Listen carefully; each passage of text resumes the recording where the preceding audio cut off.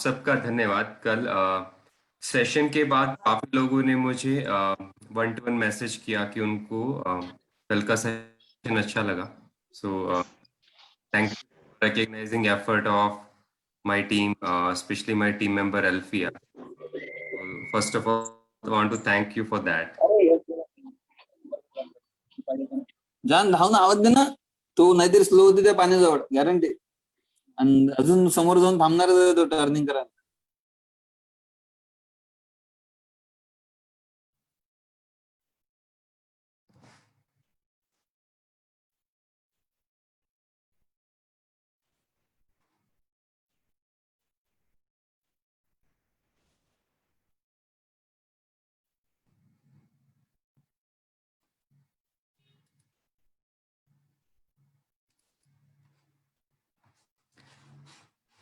तो आज का हम सेशन शुरू करेंगे 2-4 मिनट में। एक बार क्विक रिकैप करते हैं कल के सेशन का।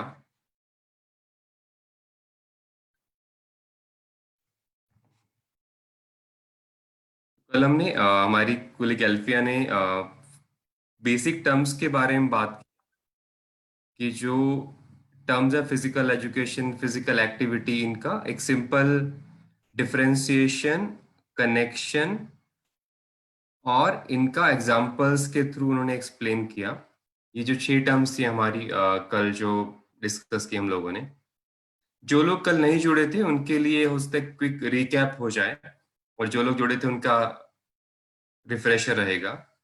जो फिजिकल का उन्होंने बताया कि आप सब डेफिनेशन जानते होंगे फिजिकल एजुकेशन फील्ड से, पर 7 कैटेगरी ऑफ फिजिकल एक्टिविटीज हो सकती हैं, और भी तरीके हो सकते हैं कैटेगराइज करने के। ये एक तरीका है कि फिजिकल एक्टिविटी से माइंड में जो पिक्चर बने वो सारा गैमेट को कवर करे, चाहे आपका वर्क की एक्टिविटी है, केयर एक्टिविटी है, एक्टिव रिक्रिएशन है।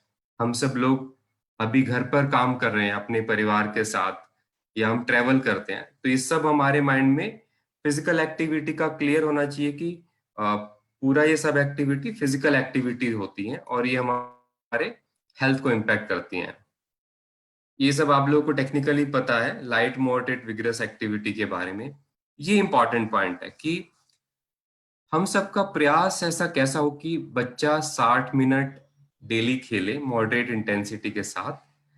और इसमें जो एक, अगर हम कल जो गोपी सर ने बड़ा इंस्पायर किया हम लोगों को, काफी अच्छा आप लोगों ने फीडबैक भी दिया उनके इंस्पिरेशन टॉक पर। तो इसमें एक चीज और ऐड करें कि aim for at least 60 minute of moderate intensity with happy experience.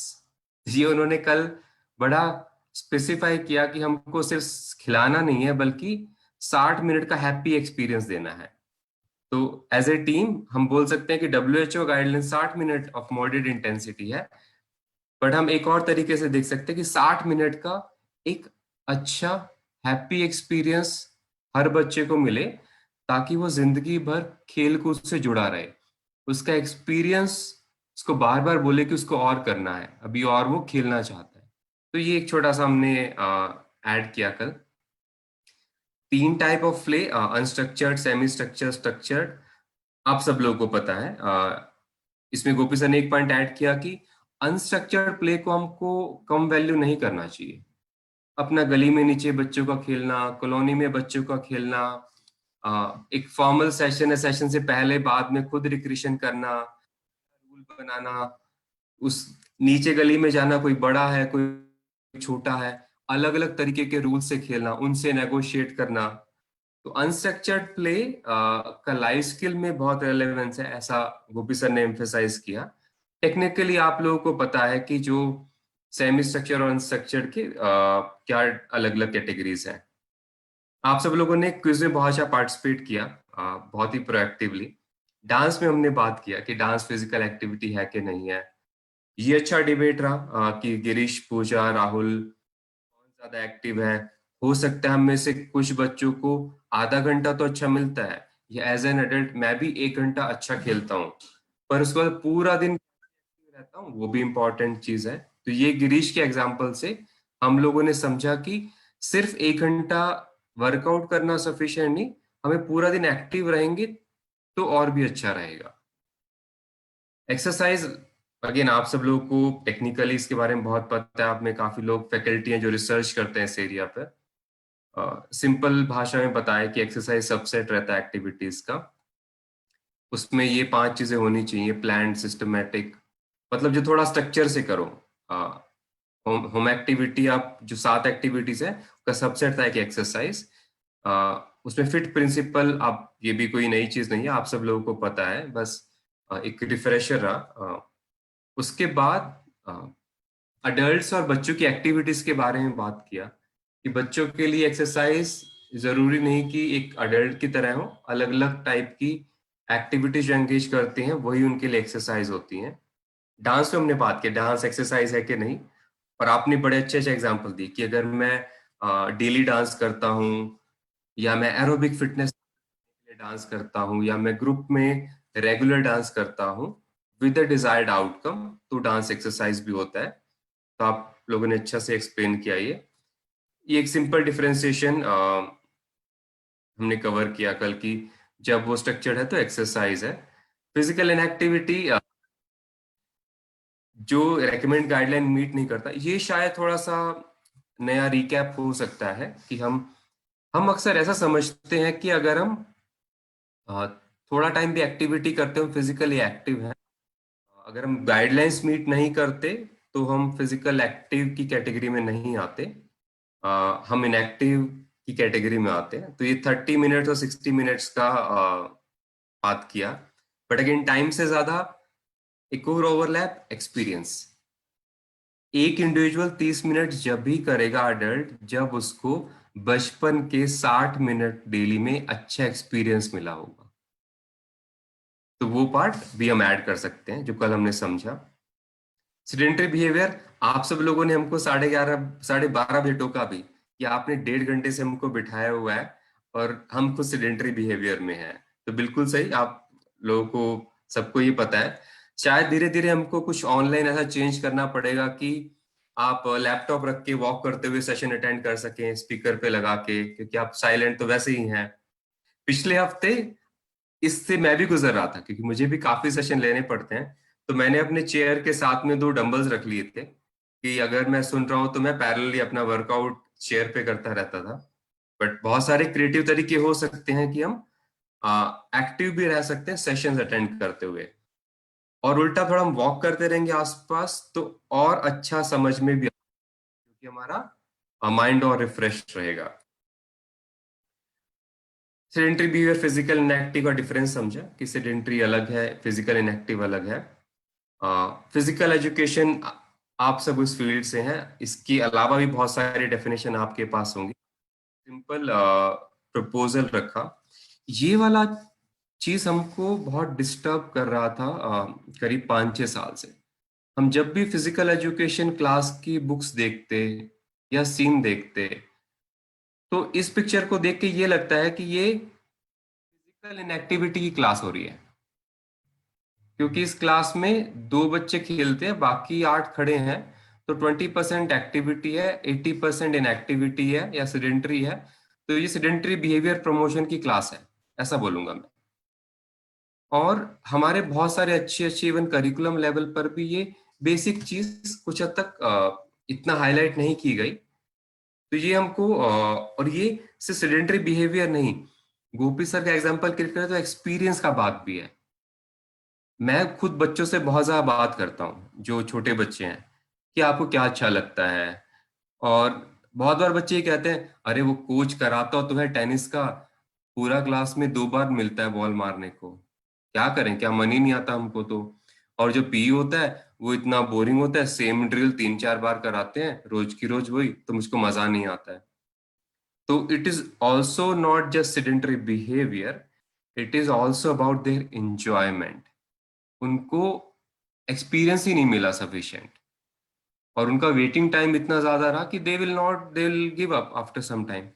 Education उस मामले में काफी अच्छा है कि सब बच्चों को आप सेम पढ़ा रहे हो, तो एक टाइम पे सब बच्चे कुछ तो अपने सर को, मैडम को फॉलो कर रहे हैं। ये बड़ा महत्वपूर्ण सवाल है हम लोगों के लिए कि हम जैसे इंफ्रास्ट्रक्चर है, छोटा इंफ्रास्ट्रक्चर है, बच्चे ज्यादा हैं, टीचर कम है, फिर भी कैसे मैक्सिमम बच्चों को हम एक्टिव रखे हुए क्लास में। ये बड़ा स्ट्रॉन्ग मैसेज था, इसलिए मैंने हाईलाइट किया। ये अल्फिया ने बहुत ही अच्छे से समझाया कि पीरियड से एक्टिविटी मेजरमेंट नहीं होता। हम भी अगर जिम 1 घंटा गए तो हम एक्टिव सिर्फ 20 मिनट ही होंगे उसके अंदर। And we need to understand that. Same way बच्चे 45 मिनट की क्लास में हो सकता है 15 मिनट, 20 मिनट या आधा घंटा एक्टिव रहते, वो उनका एक्टिव टाइम है, वो पीरियड से कैलकुलेट नहीं होना चाहिए। अगर मैं इससे यहाँ फोकस ले आऊंगा तो मैं काफी एफर्ट मारूंगा एज ए टीचर कि अभी 15 हो गया, अभी 20 हो गया, अभी 25 हो गया। कैसा ऐसे करें कि हर बच्चा मैक्सिमम टाइम तक एक्टिव रह सके, उसका रिकवरी भी रखना है, आपका हाइड्रेशन भी रखना है, सब चीजों को ध्यान में रखते हुए भी मैक्सिमम टाइम तक बच्चों को कैसे खिलाया जाए। ये सब आप लोगों को आप लोग इससे अवगत हैं पूरी तरीके से। स्कूल स्पोर्ट्स का मैं टच करना चाहूंगा ये पॉइंट कि स्कूल स्पोर्ट्स काफी क्रिटिकल पार्ट है स्कूल के स्पोर्ट को रिप्रेजेंट करने के लिए। और जो बच्चे जिस खेल में रुचि रखते हैं, जिस खेल में उनकी काबिलियत है, उनकी काबिलियत रुचि के हिसाब से स्कूल में स्पोर्ट्स के लिए एक्स्ट्रा क्लास होनी चाहिए या होती हैं, जो कि स्कूल आवर्स के बाहर होती हैं। और यहाँ पर शिक्षा और खेलकूद को थोड़ा अलग से देखने का जरूरत है कि यहाँ पर हम स्पोर्ट्स टीम बना रहे हैं, वो कुछ लोग बनेंगे, डांस की टीम बना रहे हैं, कल्चर की टीम बना रहे हैं, अपने फोक डांस बना रहे हैं। तो वो एक्टिविटी रिप्लेसमेंट पीरियड या स्कूल से आवर्स से बाहर हमें सोचना है मेंटली, क्योंकि मेरा पी क्लास सब बच्चों के लिए है। अगर मैं पी क्लास में आज 100 की बजाय 20 बच्चों को ही एंगेज करूंगा तो वो जस्टिस नहीं है फिजिकल एजुकेशन सब्जेक्ट के लिए, क्योंकि वो पीरियड उनका है, उनका राइट है उस पीरियड में सब एंगेज होने का। तो ये हमने बड़ा इंपॉर्टेंट पार्ट समझा। इसको हम कल और भी टच करेंगे फिजिकल लिटरेसी में। और लास्ट में आप सब लोगों ने अपना एक्शन शेयर किया।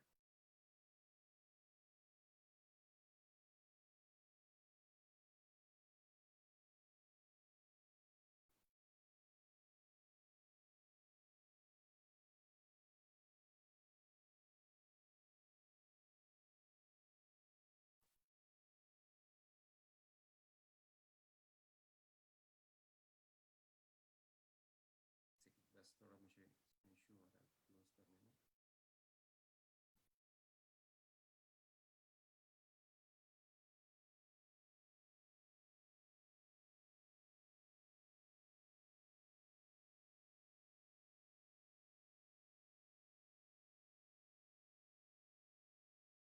आप लोग समझ आऊंगा, शायद मेरा सिस्टम थोड़ा हैंग हो रहा है, 1 सेकंड दीजिए बस मुझे। मैं इसको बंद करने का ट्राई कर रहा हूँ।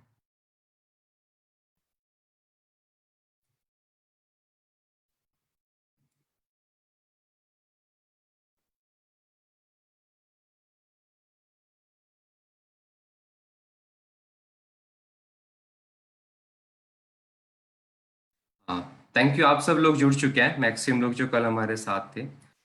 चैट में आपने बोला कुछ लोगों ने वॉइस कम आ रहा है। आप लोग दोबारा मुझे फीडबैक देंगे एक बार कि वॉइस कैसा आ रहा है आप लोगों को? Okay, thank you everyone. तो आज का जो हमारा नेक्स्ट एक और जो टॉपिक हम टच करने जा रहे हैं, उसका टाइटल है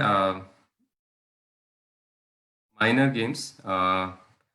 और वो हमारे साथ प्रोफेसर दत्ता जुड़ेंगे। वो ये सेशन लेंगे। मैं उनको अभी 1 सेकंड अभी देख नहीं पा रहा हूँ। 1 मिनट में उनसे चेक करता हूँ, इतने में स्क्रीन डिस्प्ले लगा रहा हूँ कि माइनर गेम्स हम आज शुरू करेंगे।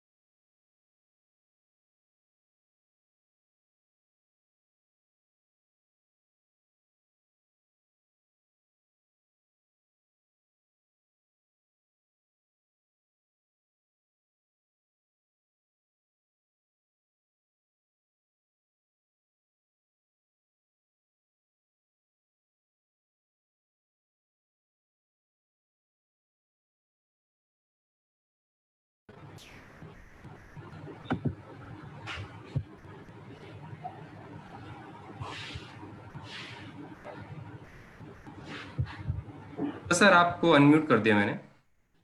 Thank you thank you thank you. तो सबसे पहले सब लोग को इंट्रोड्यूस करना चाहूँगा। प्रोफेसर दत्ता LNIP ग्वालियर से रिटायर्ड हुए कुछ साल पहले, और उनका करीब 4 दशक का फिजिकल एजुकेशन का एक्सपीरियंस है। और वो इतने अभी भी यंग, फ्रेश और इनोवेटिव है कि हम लोगों ने जब बात किया फिजिकल लिटरेसी पे, उन्होंने नए तरीके से इस फिलॉसफी को एम्ब्रेस किया कि हाँ, हमें बहुत जरूरी है आज इसके बारे में बात करना कि अपने बच्चों को हम एक लाइफ लॉन्ग फिजिकल एक्टिविटी का एक्सपीरियंस फिजिकल लिटरेसी के थ्रू दें। तो वो हमारे मार्गदर्शक भी हमें गाइड करते रहते हैं। और माइनर गेम्स के लिए हमने सर से रिक्वेस्ट किया, तो आज सर सेशन लेंगे। मैं सर को सपोर्ट करूंगा प्रेजेंटेशन फ्लो में। और इस एक बार अपनी टीम मेंबर जैनब जिन्होंने ये प्रेजेंटेशन बनाया, उनको भी धन्यवाद करूंगा कि सेशन में उनके कंट्रीब्यूशन के कारण ही हम लोग ये प्रेजेंटेशन कर पा रहे हैं।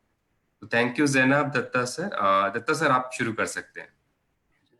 Thank you, Amit ji. A very good morning to all the teachers of Maharashtra. और बहुत खुशी की बात है कि हम सब आज मिल रहे हैं, और एक ऐसा टॉपिक है जो मेरे दिल के बहुत करीब है, जिसको हम बोलते हैं माइनर गेम्स।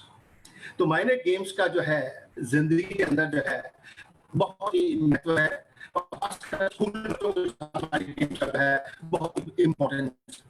अब इसके लिए ये जो है कि हम नॉर्मली स्कूलों में जब हम काम कर रहे हैं शारीरिक शिक्षा, तो अक्सर ये है कि हमारे पास में बहुत सारे चैलेंजेस जो है हम फेस करते हैं। और चैलेंजेस वो अलग अलग तरह के चैलेंजेस हैं। फॉर एग्जाम्पल मैं भी आपसे कहूँगा कि साउंड के बारे में, साउंड ठीक है मेरी?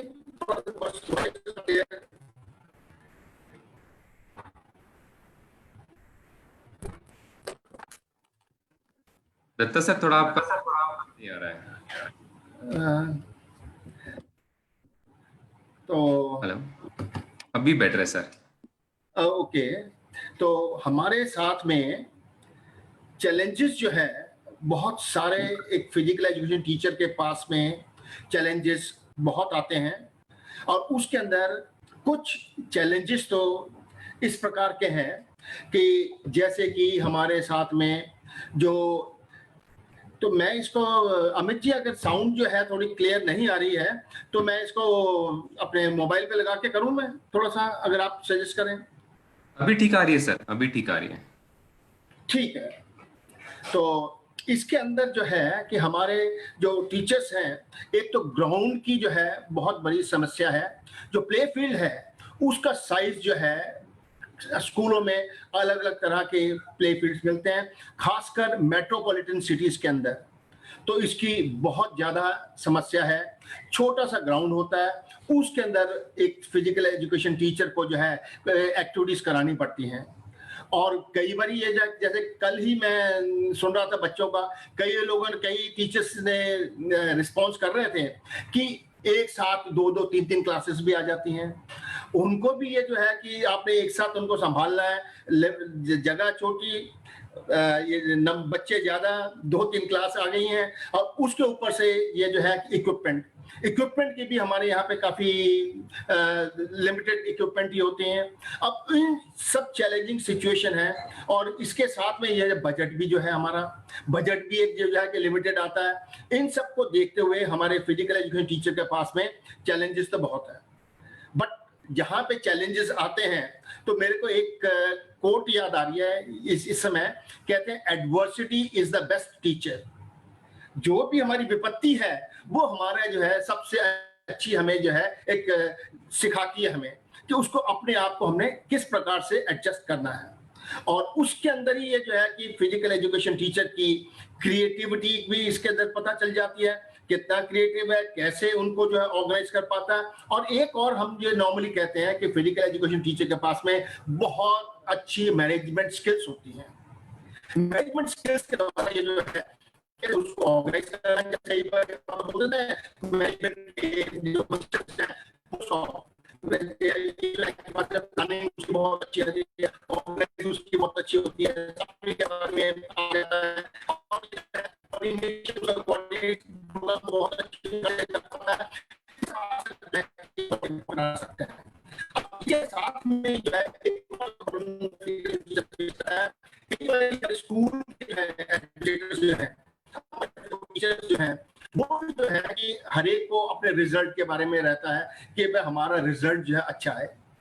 रिजल्ट अब किस प्रकार से अच्छा आएगा, तो रिजल्ट के लिए तो है कि अगर उनको एकेडमिक्स करेंगे तभी उनका रिजल्ट जो है वो अच्छा आ पाएगा। अब उसके लिए फिर वो जो है उनकी टीचर्स की कंसंट्रेशन या प्रिंसिपल की कंसंट्रेशन तो ये रहती है कि हमारा रिजल्ट आए। और कई बार मैंने एडवर्टीजमेंट देखा है, उस एडवर्टीजमेंट के अंदर नॉर्मली ये देखा गया है कि एक स्कूल के अंदर 50 बच्चे थे, 50 के 50 जो है फर्स्ट क्लास में पास हुए, और 50 में से सभी सब्जेक्ट्स के अंदर देखेंगे कि उनकी जो है 200 डिस्टिंक्शंस आई हैं। तो एक इस तरह से ऐसा करते हैं, प्रोजेक्शन तो यही रहता है। और फिजिकल एजुकेशन के अंदर जो है कि नॉर्मली हमारा जो है बहुत ज्यादा हम उसको कंसंट्रेट नहीं कर पाते हैं, और विद रिजल्ट जो हमारा टाइम भी जो है अमित जी, ये तो है कि थोड़ा सा साउंड के बारे में बार बार नीचे कमेंट आ रहे हैं, तो थोड़ा सा मैं कोई अपना ये मोबाइल से ट्राई करूं। ठीक है सर, हम वेट करते हैं, आप ट्राई कर, मोबाइल से भी ट्राई करिए सर एक बार। ठीक है, 1 मिनट में करता हूं मैं।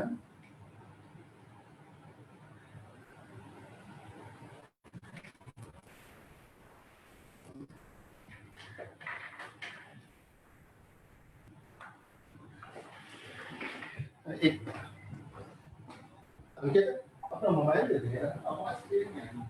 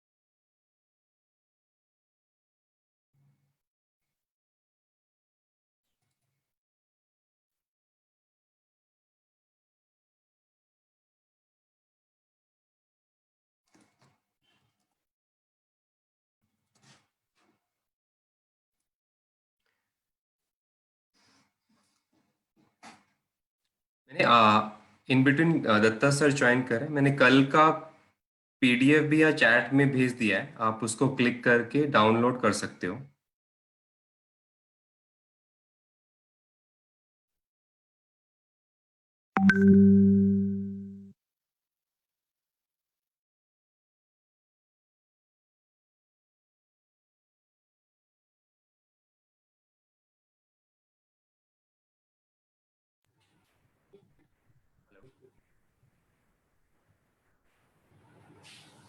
सर आप ज्वाइन कर पाए?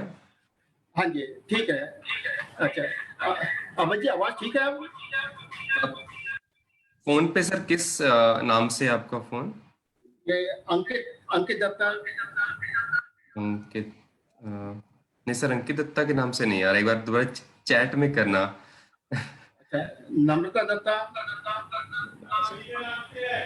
एंड अश्विनी के नाम से, अश्विनी के नाम से देखो। यस यस यस, आवाज ठीक है सर, आपको वहां पे कर दिया मैंने अनम्यूट सर, हाँ जी।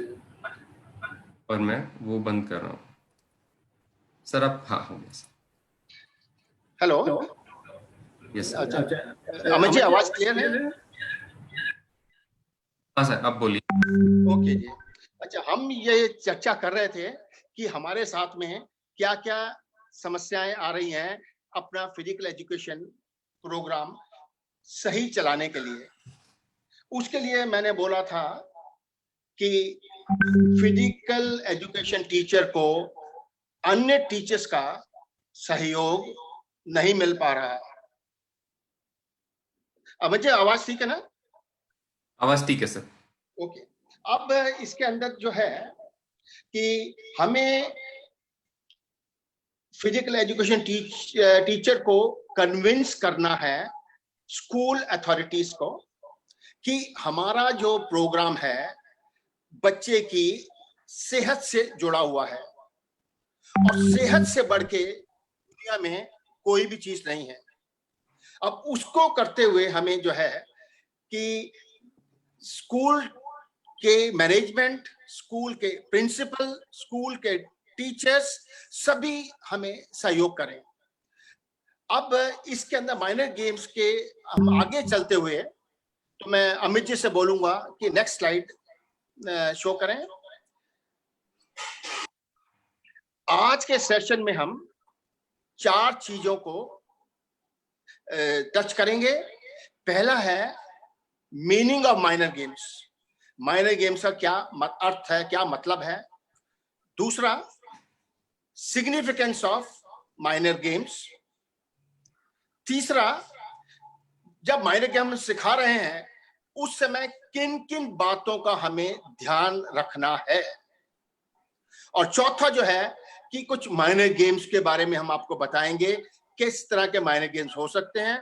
और आज के सेशन में मेरा यह प्रयास रहेगा कि कम से कम आप जो है कुछ चंद माइनर गेम्स के आपको आइडियाज मिलने चाहिए, जिनको कि आप जो है इनको सही प्रकार से आप यूज कर सकें बच्चों के साथ में।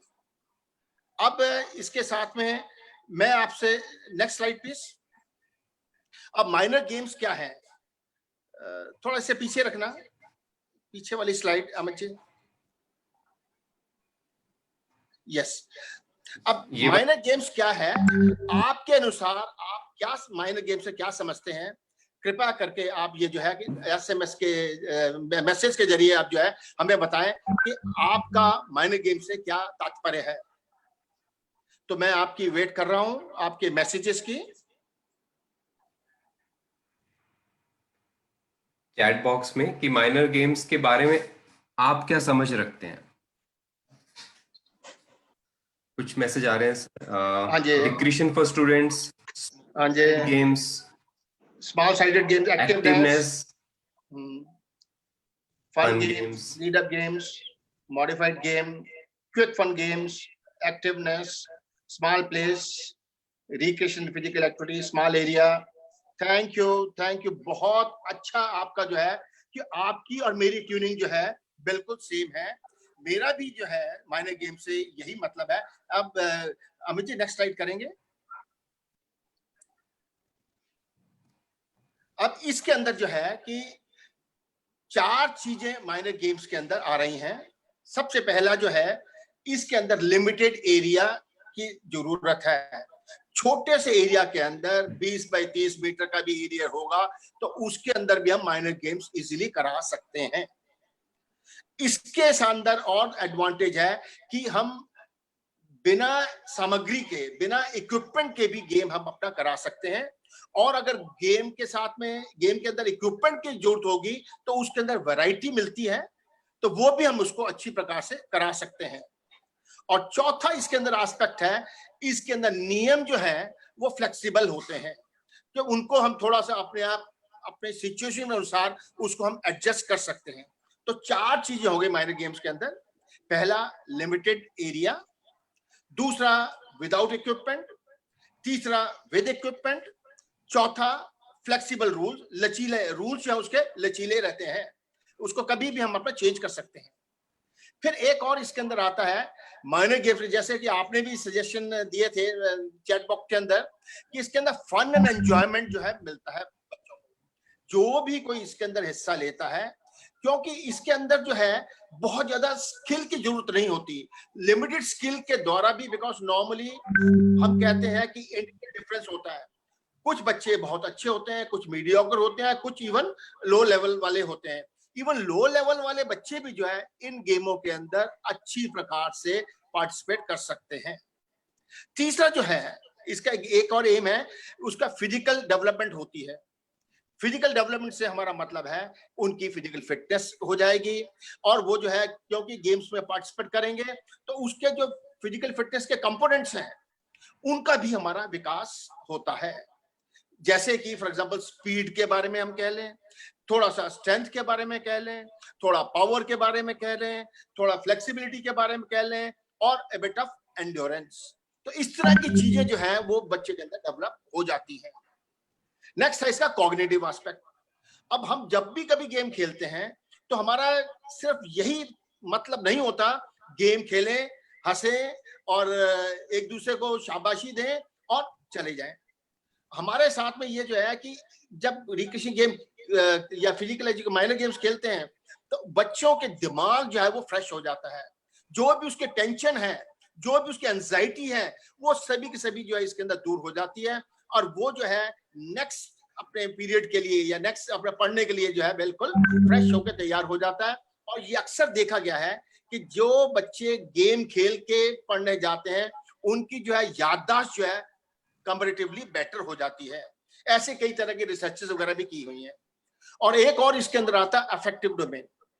इस अफेक्टिव डोमेन के अंदर जो है हम नॉर्मली ये बोलते हैं उनकी फीलिंग्स जो है के अंदर बदलाव आता है। बच्चों को जो है जब हम फिजिकल एजुकेशन टीचर की सुपरविजन के अंदर बच्चे गेम खेलते हैं तो फिजिकल एजुकेशन टीचर उनको गाइड करता है कि हमें रूल्स को फॉलो करना है, हमें ये जो है निर्णायक के निर्णय को मानना है, हमें एक दूसरे के साथ में कोऑपरेशन करना है, हमें इस प्रकार की स्ट्रेटजी बनानी चाहिए जिससे कि हम जो है कि अपोनेंट के ऊपर थोड़ा हावी हो सके, एसेट्रा एसेट्रा। तो ये सब चीजें जो है कि हमारे लिए जो है बहुत ही जरूरी हो जाती हैं। तो इसके अंदर कई बार हम अपना कहते हैं ना, फिजिकल एजुकेशन के अंदर हमारा एम क्या है? Aim is all round development of the individual. ये ऑलराउंड डेवलपमेंट के अंदर हमारा फिजिकल भी, मेंटल भी, इमोशनल भी एस्पेक्ट आ जाता है और सोशल एस्पेक्ट भी आ जाता है। वो सब की सब चीजें जो है हम अपना माइनर गेम्स के द्वारा भी लिमिटेड एरिया के अंदर, लिमिटेड बजट के अंदर, लिमिटेड टीचर होते हुए भी उनको हम अचीव कर सकते हैं। अब ये जो है कि इसके अंदर एक और है कि हमने इसके अंदर ये देखना है to engage and challenge students.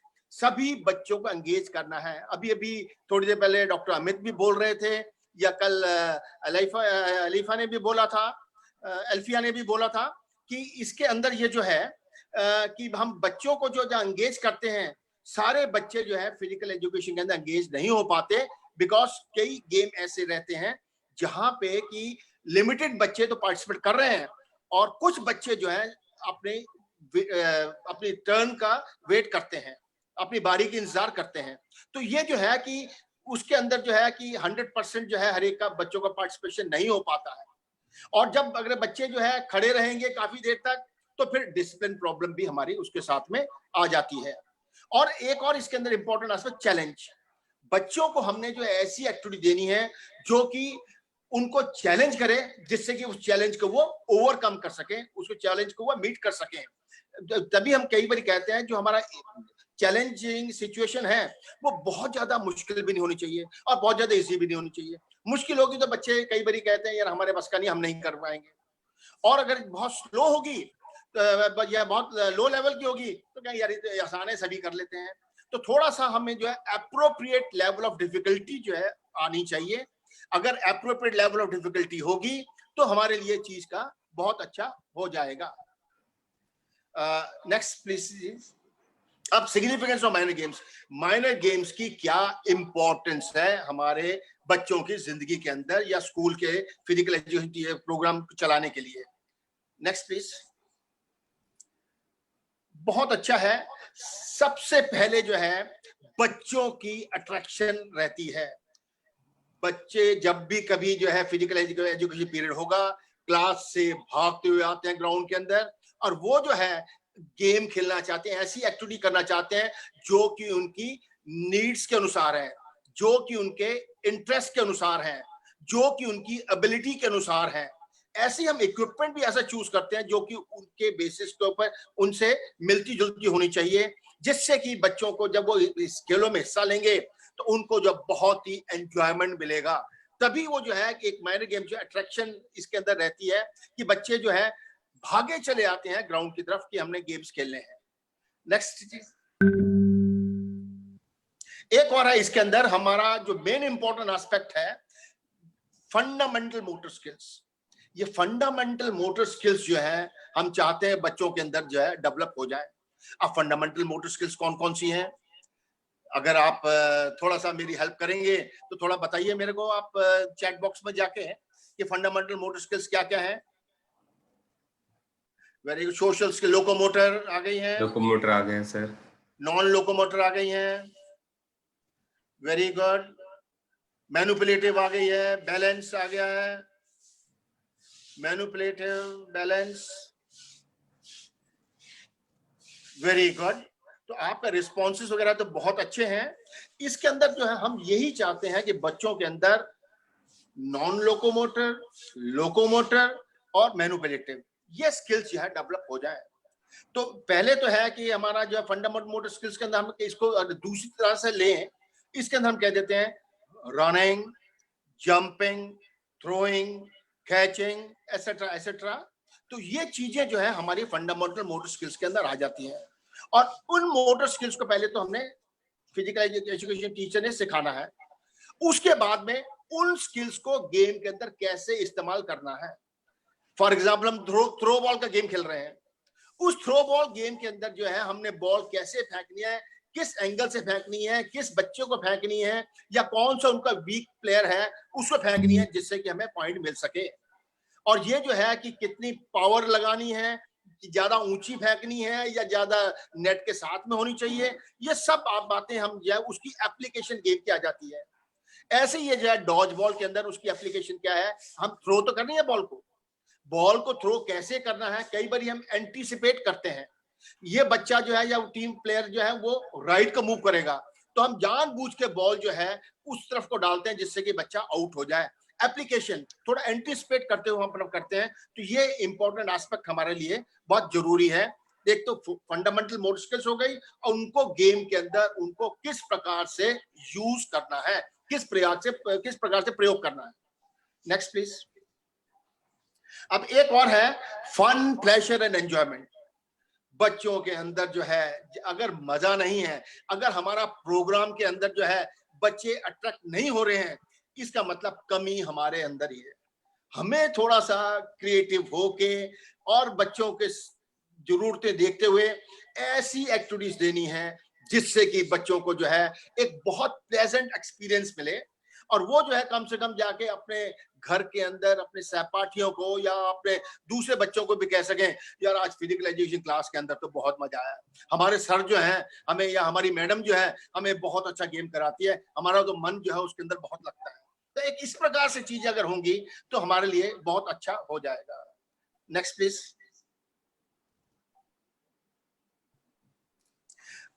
अब ये जो है कि इसके अंदर जो है इट गेट्स देम आउटडोर्स। अब हम थोड़ा सा ये कहते हैं कि बच्चों को बाहर का जो है लेके जाना है। आज की स्थिति थोड़ा छोड़ दें क्योंकि कोरोना थोड़ा प्रॉब्लम है कोरोना वाली, बट ये जो है अदरवाइज बच्चों को हम चाहते हैं कि फ्रेश एयर के अंदर अगर वो जो है कुछ एक्टिविटी करेंगे तो उतनी ज्यादा ऑक्सीजन उनके फेफड़ों के अंदर जाएगी, और फिर वो जो है कि उनकी हेल्थ भी जो है और दूसरे पैरामीटर्स भी है, बिकॉज ऑक्सीजन जो है हमें जरूरत है उसकी जो है डिफरेंट सेलुलर लेवल के अंदर एक्टिविटीज करने की। तो वो जो है कि वो जब हमें मिलेगी तो उससे फिर हमारे जो है कि डिफरेंट मसल्स भी स्ट्रांग होंगे। इवन एक्टिविटी से तो हम ये भी कहते हैं हमारी बोन्स भी स्ट्रांग हो जाती हैं। तो ये इंपॉर्टेंट एस्पेक्ट हमें ध्यान में रखना है। Next please. अब एक और है हेल्थ बेनिफिट।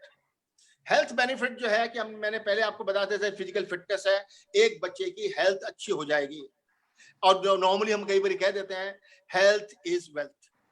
अब हेल्थ से बढ़ के और कोई चीज नहीं है। तो अगर किसी बच्चे की अगर हम जो है कुछ प्रोग्राम देके उनकी अगर हेल्थ इंप्रूव कर सकते हैं तो उससे बढ़ के और कोई चीज नहीं हो सकती। और मैं इसके तहत जो है शारीरिक शिक्षकों का सभी का बहुत बहुत धन्यवाद देता हूं कि वो इतना अच्छा सोशल कॉज लेके चल रहे हैं जिससे कि बच्चों का भविष्य जो है वो सुधार रहे हैं। Next please.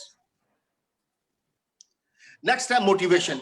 हम बच्चों को जो है प्रोत्साहन देते हैं, बच्चों आप ये जो है एक्सरसाइज या गेम्स के अंदर हिस्सा लो, इसके ये बेनिफिट्स हैं। तो चाहे एकेडमिक बेनिफिट है, ये हम अगर बार बार बताएंगे तो बच्चे के समझ में ज्यादा अच्छी आएगी, और जो है बच्चा जो है गेम्स के अंदर जो है इंटरेस्ट रहेगा। और हम ये चाहते हैं कि ये गेम जो बच्चा स्कूल में सीख रहा है, और या जो स्किल्स जो बच्चा स्कूल के अंदर सीख रहा है, उन स्किल्स को वो लेटर ईयर्स के अंदर भी वो यूज कर सके। जैसे जैसे कि हम अपना टर्म यूज करते हैं फिजिकल लिटरेसी। फिजिकल लिटरेसी एक ऐसी चीज है कि यहाँ पे हमने बच्चों को सिखाया, और बच्चों ने आगे चल के जो है उसका जो है उस सही ढंग से उपयोग करेंगे। कोई भी गेम एक्टिविटी करेंगे, चाहे साइकिलिंग है, चाहे वॉकिंग है, चाहे जॉगिंग है, या इवन मैराथन के अंदर पार्टिसिपेट करना है, या लॉन्ग डिस्टेंस वॉकिंग हो सकती है, कोई भी चीज है उसके अंदर हिस्सा लेते रहे। Swimming could be there, tennis could be there, badminton could be there, ऐसी एक्टिविटीज जो है जो कि, और plus yoga is again very very important aspect जो कि हमें करना है। नेक्स्ट है कम्युनिकेशन। बच्चा जो है जब फिजिकल एजुकेशन के अंदर आता है तो बहुत ज्यादा जो है एक दूसरे से वो जो है अपनी विचारों को प्रकट करता है। प्रकट करने से ये जो है कि हम अगर ऐसा करें तो हम ज्यादा बेटर कर सकते हैं, दूसरा कहता नहीं अगर हम ऐसा करें तो कर सकते हैं। तो विद रिजल्ट एक दूसरे से जो कॉन्फ्लिक्ट है, जो रिजॉल्व करना है, कोई सिचुएशन है, उसको कैसे समाधान उसका निकालना है, वो सब की सब चीजें जो है एक कम्युनिकेशन के माध्यम से हमारे आ जाती हैं। तो बहुत इंपॉर्टेंट एस्पेक्ट है। Next is enhance social skills. Social skills के अंदर जो है कि अलग अलग रोल रहते हैं, और उसके अंदर एक दूसरे से हमें सहयोग करना है। सहयोग की बड़ी अच्छी एग्जांपल मैं कई बार देता हूं। जब हम डॉज बॉल खेल रहे हैं, डॉज बॉल के अंदर मेरे पास बॉल आई है, मेरे को लगता है यार मेरी जो है कि थ्रो बहुत पावरफुल नहीं है, तो मैं क्या करता हूं, मैं ऐसे बच्चे को पास कर देता हूं बॉल जिसकी थ्रो पावरफुल है, जिससे कि वो जो है दूसरे प्लेयर को आउट कर सके। तो ये जो है कि एक दूसरे से सहयोग की भावना है। अल्टीमेटली हमारा पर्पस है हमारी टीम का अच्छा प्रदर्शन होना चाहिए। तो इसको देखते हुए एक टीम वर्क जो है हमारे अंदर आ जाता है। जैसे कई बार कहते हैं कई सेल्फिश प्लेयर्स होते हैं, यार हमें सेल्फिशनेस जो है के बारे में हमने जो है नहीं करना, सेल्फिश नहीं बनना है, हमें तो टीम के बेनिफिट में देखना है किस तरह से हम अपना उसको अच्छा कर सकते हैं। अगर मेरा टीम मेट जो है कि अच्छी पोजीशन के अंदर खड़ा हुआ है और वो उसके चांसेस ज्यादा गोल करने के हैं, तो मैं बॉल उसको पास कर दूं। तो ये एस्पेक्ट भी इंपॉर्टेंट है। Next please. एक है स्पोर्ट्समैनशिप, कैलकुलेटेड रिस्क और रिस्पॉन्सिबिलिटी। तो हम जो है कि एक स्पोर्ट्समैनशिप की भावना तो उसके अंदर पैदा हो गई है कि obedience of rules and regulations वगैरह जो भी आ गए हैं, और हमेशा जो है कोई भी शॉर्टकट हमने नहीं करना। कोई भी, मैं तो कहता हूँ hard work is the key to success. Shortcut से जब हम लेंगे तो उसके अंदर बहुत ज्यादा समय तक जो है कि हम अपना उसको जो है मेंटेन नहीं कर पाएंगे। इवन हम अच्छे अच्छे स्पोर्ट्समैन के बारे में सुनते हैं, सचिन तेंदुलकर जी के बारे में हम अपना सुनते थे कि यार जब भी ट्रेनिंग होती थी उससे पहले ही जाके 4-6 राउंड क्रिकेट फील्ड के लगा के और बाकी के साथ में ट्रेनिंग करनी। तो ये जो एस्पेक्ट है ये बहुत हमारी जरूरी है, तो जिससे कि हमारी परफॉर्म लंबी रेस का घोड़ा बन सके। और एक और है, थोड़ा कहते हैं कैलकुलेटेड रिस्क। हम अपना जो है कि इसके अंदर जो है फिजिकल एजुकेशन या माइनर गेम्स के अंदर या कुछ एक्टिविटीज के अंदर कुछ रिस्क भी हो सकता है। तो हम उसके अंदर जैसे फॉर एग्जांपल साइकिलिंग कर रहे हैं, बच्चा जब सीख रहा है तो हम इस बात का ध्यान रखें कि बच्चा ये जो है कि जो उसके इक्विपमेंट गियर है, सिर के ऊपर जो है थोड़ा सा कवर कर लिया उसने, एल्बो पैड पहन लिए, नी कैप पहन ली है, तो इस तरह से करेंगे तो वो जो हम कैलकुलेट रिस्क लेके चलते हैं कि उसके अंदर उसको इंजरी वगैरह नहीं होगी।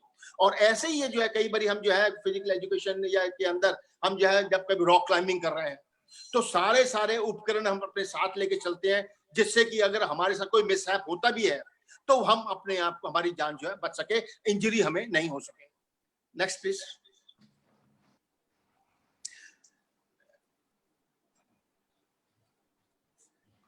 एक और है बड़ा इंपॉर्टेंट एस्पेक्ट, क्रिएटिविटी। बच्चा जो है, आप कभी भी 4-6 बच्चों को खड़ा हुआ देख लो, चाहे अपने लोकेलिटी के अंदर खड़े हैं चाहे स्कूल में खड़े हैं, थोड़ी देर के अंदर वो कोई ना कोई गेम अपना डिवाइस कर लेते हैं और गेम खेलने लग जाते हैं, अपने ही रूल बना लेते हैं। तो उनकी क्रिएटिविटी जो है कि बहुत अच्छी उनकी क्रिएटिविटी आ जाती है। और यही नहीं कि बच्चों को ये जो है कि थोड़ा अगर हम मौका देंगे, अल्टीमेटली हमारा जो पर्पस है कि बच्चों के अंदर बच्चे सक्षम होने चाहिए। वो सक्षम होने के लिए ये जो है कि अगर हम उनको थोड़ा सा, कई बार जैसे टीचिंग मेथड्स के अंदर बोल देते हैं एक्सप्लोरेटरी मेथड, हम उनको जो है कि थोड़ा सा मौका देंगे कि अपने आप ट्राई आउट करो चीजें। कई बार हम इसको ऐसे भी बोल देते हैं ट्रायल एंड एरर मेथड, ये ट्राई कर लो, दूसरी चीज ट्राई कर लो, कौन सी चीज क्लिक कर रही है, तो वो एस्पेक्ट भी हमारे लिए बड़ा इंपॉर्टेंट एस्पेक्ट आ जाता है। और ऐसी इसके अंदर ऑफेंसिव टेक्निक्स कौन सी है, हम नॉर्मली फिजिकल एजुकेशन के अंदर बोलते हैं attack is the best form of defence. अब ये जो है अटैक हमने कैसे करना है, अटैक की जो है जो बेसिक चीजें जो है उनको हमने बता देनी, जो बेसिक प्रिंसिपल्स हैं वो अगर हम बता दें तो बच्चा जो है अपने आप ही उन प्रिंसिपल्स को फॉलो करते हुए अपोनेंट्स के ऊपर जो उनके डिफेंस है उसको ब्रेकअप कर सकता है। या अगर हमने अपने आप को डिफेंस करना है तो डिफेंस करने के लिए हमें क्या क्या नियम, जो क्या क्या प्रिंसिपल्स फॉलो करने हैं, जिससे कि हम जो है अपोनेंट्स को जो है उनसे जो पोजीशन ऑफ द बॉल है उनसे अपने पोजीशन में ला सकें और फिर हम अपना उनको अटैक कर सकें। Next please. एक और है फंक्शनिंग ऑफ द ब्रेन। हमारा दिमाग का फंक्शन जो है कि बहुत अच्छा होने लगता है। इसके अंदर ये जो है कि हम न्यूमरस स्टडीज, तो मैंने पहले भी एग्जांपल दी है कि जिसने फिजिकल एजुकेशन क्लास की है और जिसने फिजिकल एजुकेशन क्लास नहीं की है, अगर उनके एकेडमिक स्कोर देखेंगे towards the end of the semester या एंड ऑफ द ईयर, हम ये देखेंगे जिन्होंने फिजिकल एजुकेशन किया है उनकी एकेडमिक परफॉर्मेंस दूसरे बच्चों से बेटर है। इस बात का यहाँ पे मैं ये कहना चाहूंगा कि हमारा जो है कि ये फिजिकल एजुकेशन करेंगे तब तो ठीक है, स्पोर्ट्स में है कि जिसने जो बच्चा 4-6 घंटे ही स्पोर्ट्स लगा रहा है उसकी बात नहीं कर रहा मैं, जो बच्चा कम से कम 60 मिनट तक मॉडरेट एक्सरसाइज कर रहा है ताकि उसके अंदर फ्रेशनेस भी आ जाएगी, वो बच्चा पढ़ भी सकेगा और जो उसकी फिजिकल एजुकेशन के अंदर जो पार्टिसिपेट करने से जो क्वालिटीज उसके अंदर डेवलप होती हैं तो वो बहुत इंपॉर्टेंट एस्पेक्ट है, तो वो उनका जो है उनको इस्तेमाल करता रहता है। और एक और है इमोशनल बैलेंस। इमोशनल बैलेंस के अंदर हम ये देखते हैं कि व्यक्ति जो है, बच्चा जो है अपने आप को जो है गुस्सा भी आता है तो कैसे अपने आप को कंट्रोल करता है, पता है उसको भाई अगर ये जो है मैं कोई गेम खेल रहा हूं तो गेम खेलते हुए ये जो है कि मैंने कोई चीज गलत की है तो टीचर वहां खड़ा है, टीचर जो है कि मेरे को जो है कि ऐसा करने से मना करेगा, या टीचर जो है कि कोई भी चीज ऐसी बोलेगा जिससे क्लास के सामने मेरे को जो है थोड़ा सा एम्बेरसिंग सिचुएशन हो सकती है। तो वो जो है कि हम हर चीज को जो है अपने आप को, अगर जैसे फॉर एग्जांपल हम जीत भी जाते हैं तब भी हम अपने आप को जो है कि बहुत ज्यादा हाई फाई हमें बनने की जरूरत नहीं है कि आज हम जीते कल दूसरा भी जीत सकता है। Next please.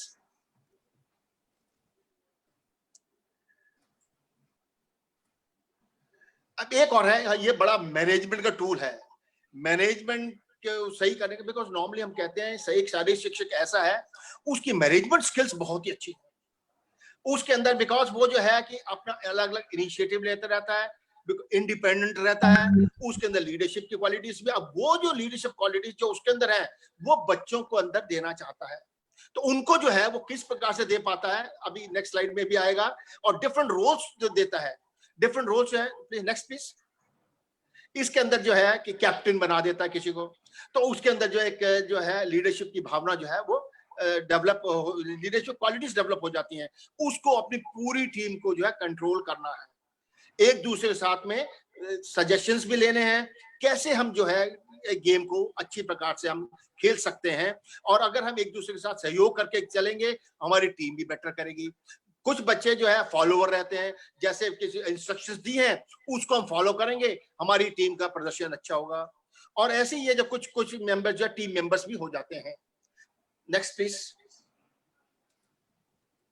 अब ये जो है कि considerations for teaching minor games, minor games को सिखाते समय हमें किन किन बातों का ध्यान में रखना चाहिए। सबसे पहले है प्रिपरेशन इन एडवांस। हमें जो है कि इससे पहले कि बच्चे हमारे ग्राउंड पे आए हमारी सारी इक्विपमेंट वही होनी चाहिए, और सारी जो मार्किंग वगैरह की जिसकी जरूरत है वो हमारी होनी चाहिए, बिकॉज हम सभी कहते हैं कि बच्चों के पास में लिमिटेड टाइम है, उस लिमिटेड टाइम का हम सदुपयोग करना है। उस सदुपयोग करने के लिए हमने क्या करना है कि बच्चों को जो है कि जितना ज्यादा से ज्यादा मैक्सिमम टाइम हो सके उनको जो है फन बेस्ड एक्टिविटी कराएंगे या कुछ ऐसी चीजें कराएंगे जिसमें कि उनका इंटरेस्ट है, जिनमें कि जिसके अंदर की उनकी रुचि है, तो हमारे लिए वो चीज बेटर हो जाएगी। Next please. एक और है, चिल्ड्रन जो है उनको ज्यादा समय मिलना चाहिए पार्टिसिपेशन करने का, जैसे मैं अभी पहले बताई है मैंने। और नेक्स्ट एस्पेक्ट है सेफ्टी। सबसे पहले जो है इस बात का ध्यान रखें, किसी भी बच्चे के इंजरी नहीं होनी चाहिए। सेफ्टी के लिए जो है कि नॉर्मली हम क्या क्या चीजें करते हैं, कई बार हम अपना कह देते हैं ग्राउंड जो है समतल होना चाहिए, ग्राउंड के ऊपर कंकर वगैरह हमारे नहीं आने चाहिए, और ग्राउंड के अंदर ये जो है कि जो इक्विपमेंट है, इक्विपमेंट भी हमारी स्टैंडर्ड इक्विपमेंट होनी चाहिए, जिससे किसी किस्म की भी कोई उनको कठिनाई ना आए। और कई बार जो है बच्चे एक दूसरे धक्का मुक्की ना करें, ये सब के सब टीचर्स जो है वो उनको कर सकते हैं। Next please. और गेमों के अंदर ऐसे गेम हम चुने जिसके अंदर जो सभी बच्चे एक साथ उस खेलों के अंदर खेल सकें। जैसे कि अल्फिया ने दिखाई थी स्लाइड, उसके अंदर दिखाया था 3-4 बच्चे खेल रहे हैं, बाकी लोग खड़े हुए हैं, ऐसा नहीं है। और आज के दिन हम ऐसे गेम आपको बताऊंगा मैं जिसके अंदर सभी बच्चे एक साथ मिलकर खेल सकें, जिससे कि उनको जो है ज्यादा से ज्यादा उनको समय मिल सके। Next please. अब एक इसके अंदर है, टीचर जो है कि हम उनको सही बातें बच्चों को शुरू की स्टेज से ही बताएं। पहले है कि कोऑपरेशन, एक दूसरे के साथ मिलके हमने खेलना है। दूसरा फेयर प्ले, उनको एक दूसरे के जो भी नियम है उसको फॉलो करना है, नियम को तोड़ना नहीं है। अगर हमने कहा सर्कल के बाहर से आपको बॉल मारनी है, आपको सर्कल के बाहर से ही बॉल मारनी है, ना कि अंदर से। तो ये एस्पेक्ट जो है कि हमें चीजें करनी है, और इन चीजों के बारे में जो टीचर्स को जो है खास कर ध्यान रखना चाहिए, जिससे कि बच्चों के अंदर जो है सही क्वालिटीज डेवलप हो जाए। एक और है पार्टिसिपेशन इज मोर इंपॉर्टेंट। आप सब लोग तो जानते हैं पियर डी कुबर्टिन, ये है फादर ऑफ मॉडर्न ओलंपिक्स। इन्होंने जो है एक बहुत अच्छी स्टेटमेंट पार्टिसिपेशन के ऊपर दी है। वो कहते हैं when a great man comes to right in front of your name, he does not write who won or lost, he writes how best you played the game। मतलब ये है कि जब भी कोई अच्छा आदमी, पढ़ा हुआ लिखा आदमी जो है, ग्रेट आदमी जो है, जब कोई मैच के बारे में कोई रिपोर्ट लिखता है, वो ये नहीं लिखता कि कौन जीता या कौन हारा, वो तो ये लिखता है कि कितना अच्छा आपने गेम को खेला है, कैसी आपकी स्पोर्ट्समैनशिप क्वालिटीज रही है, कैसे आपने एफर्ट किया है, यू हैव गिवन योर 100%। वो चीजें जो एस्पेक्ट बहुत इंपॉर्टेंट है। और एक और इसके अंदर बोलते हैं मॉडेस्ट विनर। हम अगर जीत भी गए हैं तो कोई बात नहीं है, हमें अपने पैर जो है जमीन के ऊपर रखने चाहिए, और ग्रेसफुल लूजर भी होना चाहिए। अगर हार भी गए हैं तो कोई बात नहीं, जमीन दुनिया उलट पुलट नहीं हो गई है, कोई बात नहीं, आज हम हारे हैं, कोई दिक्कत नहीं। हमें एक ऐसे एटीट्यूड बनाना चाहिए, अगली बारी देखेंगे जो मेरी कमियां हैं उसके ऊपर मैं विचार करूंगा, और उन कमियों को मैं दूर भी करूंगा प्रैक्टिस के माध्यम से। Next please. एक और emphasise physical competence. Physical competence के ऊपर हमें ये ज्यादा ध्यान देना है कि हमारे पास में जो हमारी फिजिकल फिटनेस जो है वो उसका जो है हमारा सुधार होना चाहिए। अगर फिजिकल फिट, नॉर्मली हम कहते हैं अरे फिजिकल फिटनेस हमारी अच्छी हो गई है तो हमारा गेम के अंदर जो हमारी परफॉर्मेंस है वो ऑटोमेटिकली बेटर हो जाती है। तो इसके अंदर यह है फिजिकल फिटनेस से भी हमारा फिजिकल कॉम्पिटेंस ये भी मतलब है, कुछ स्ट्रेंथ से भी है, कुछ मसल डेवलपमेंट से भी मतलब हो सकता है, बोन डेवलपमेंट से भी हो सकता है, इवन ऑर्गन्स की फंक्शनिंग जो है वो भी अच्छी हो जाती है। ये सब एस्पेक्ट इसके अंदर अपना ले लेंगे। Next please. अब ये जो है कंसिडरेशंस में के अंदर एक और आता है कोऑपरेटिव गेम्स। हमें कुछ गेम ऐसे कराने चाहिए जिसके अंदर की सभी बच्चे जो खेल रहे हैं हर बच्चा जीत जाए। क्या आपने ऐसा कोई गेम के बारे में आपको पता है कि ऐसा गेम जिसके अंदर बच्चे खेले हैं और सभी बच्चे जीते? अगर आपको पता है तो कृपया ये जो चैट बॉक्स के अंदर मेरे को बताइए कि ऐसे कौन सा गेम है कि सभी बच्चे गेम खेल के जीते हों।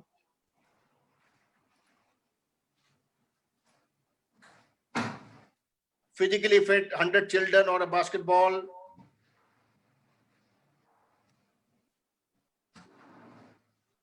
और कुछ मैं आपके रिस्पॉन्सेस के इंतजार कर रहा हूं।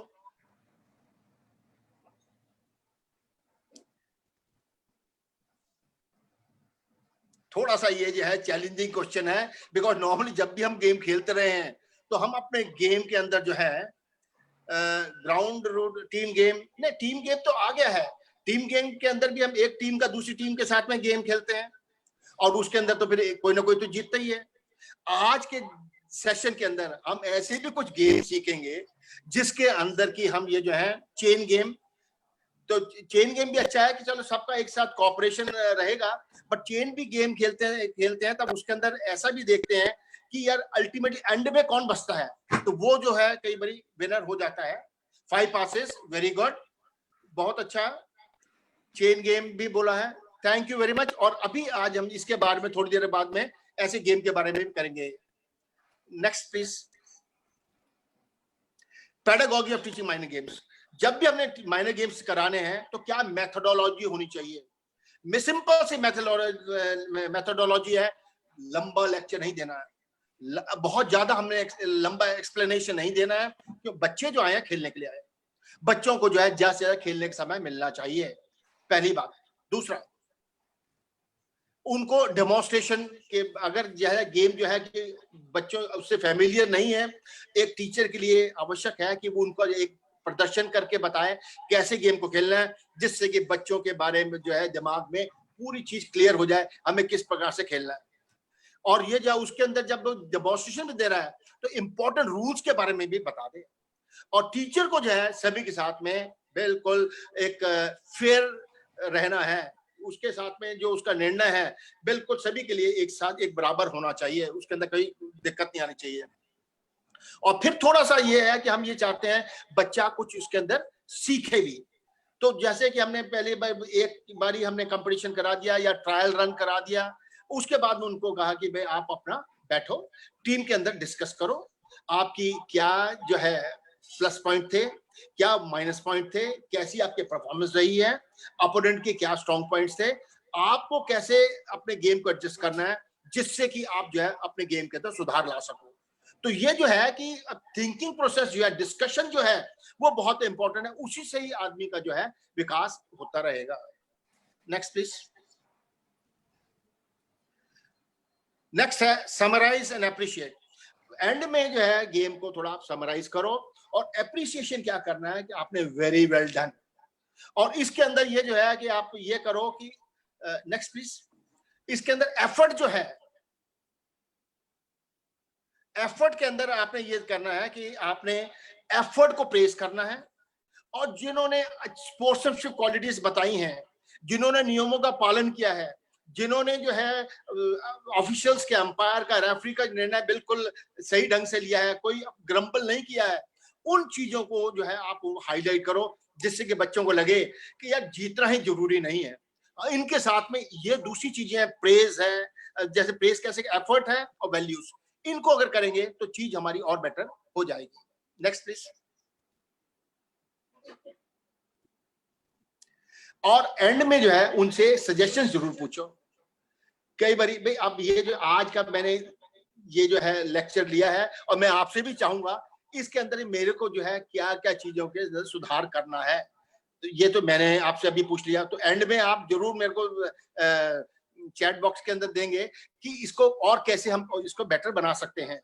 ऐसे ही जब क्लास आपकी खत्म हो गई है, आप बच्चों से पूछो कि आपको जो है क्या चीजें जो है इसके अंदर ज्यादा अच्छी लगी, क्या चीजों थोड़ी कमी रही है, ताकि जिससे जो कमियां हैं उसको हम आगे वाले लेसन के अंदर अपने आप को सुधार सकें। Next please.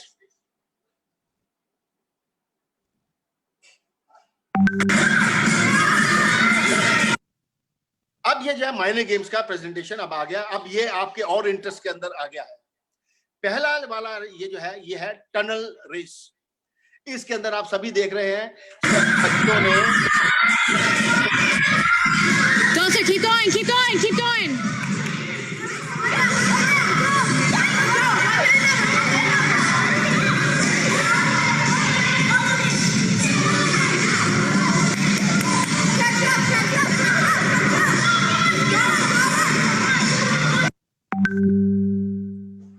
आशा करता हूं कि ये जो है आपको गेम पसंद आया होगा, टनल रेस जो है। अब इसके अंदर ये जो है कि पोजीशन जो है पुशअप पोजीशन ली हुई है, उसके टनल में से जा रहे हैं। एक और ऐसे ही गेम है जिसको टनल बॉल बोलते हैं। टनल बॉल के अंदर हम अपना जो है लाइन में खड़े हो जाते हैं, पैर जो है अपने थोड़े से फीट अपार्ट कर लेते हैं, यानी स्ट्राइट पोजीशन में आ जाते हैं। सामने वाले के पास बॉल रहेगी, बॉल अपने पैरों के बीच में नीचे से डालेगा, और जब आखिर वाला बच्चा जो है बॉल को पकड़ेगा, बॉल को और लेके बॉल को भागता हुआ आगे आ जाएगा, फिर वो भी ऐसे ही करेगा। वो टनल बॉल होती है, ये टनल रेस है। और थोड़ा सा ये जो है कि नेक्स्ट गेम के अंदर मैं आपके सजेशन चाहूंगा इसके अंदर कि अगर आपका भी कोई और आइडिया है तो वो भी शेयर कर सकते हैं, जिससे कि मेरे को भी कोई आप लोगों से कुछ सीखने का मौका मिलेगा। Next please. अब ये है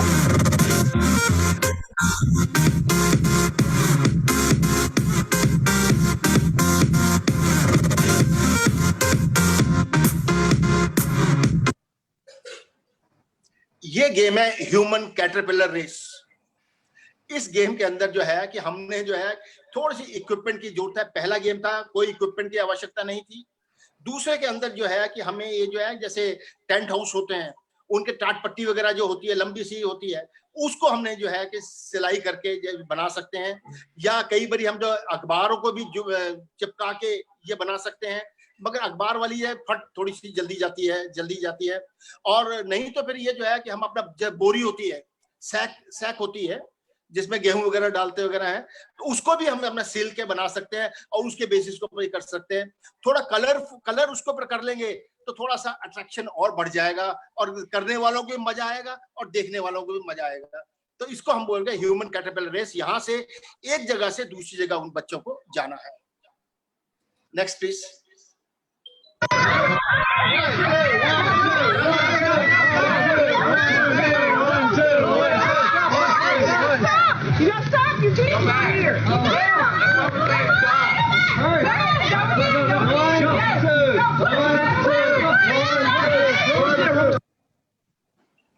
अब ये देखो जो आवाजें आ रही हैं, कितनी एक्साइटेड आवाजें हैं, full of excitement.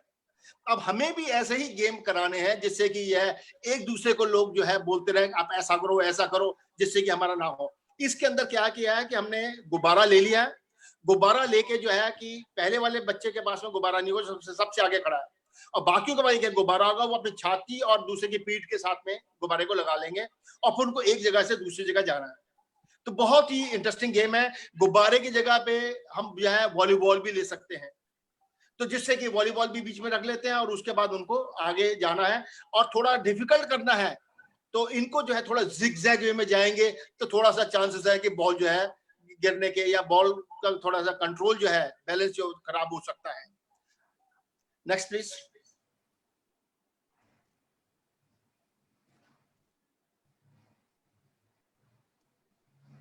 Cat and mouse जैसे हम अब बाघ बकरी बोल देते हैं अपना गेम। इसके अंदर क्या है कि सभी बच्चों ने एक सर्कल बनाया हुआ है। कोई भी इसके गेम के अंदर कोई भी सामग्री की आवश्यकता नहीं है। माउस जो है वो इसके अंदर खड़ा हुआ है सर्कल के अंदर, और कैट जो है वो सर्कल के बाहर है। अब यह कैट को जो माउस को छूना है, टच करना है। अब इसके अंदर जो है कि जो सर्कल वाले जो बच्चे हैं कैट को अंदर नहीं आने देंगे, और माउस जो है जब भी कभी अंदर बाहर जाना चाहे, अंदर आना चाहे, उसको परमिट करेंगे। तो कैट को जो है उसके अंदर जाके उसको छूना है, और माउस जो है वो जो है भागता रहेगा। इसके अंदर एक ही बात का थोड़ा ध्यान रखना है, गेम रफ ना हो।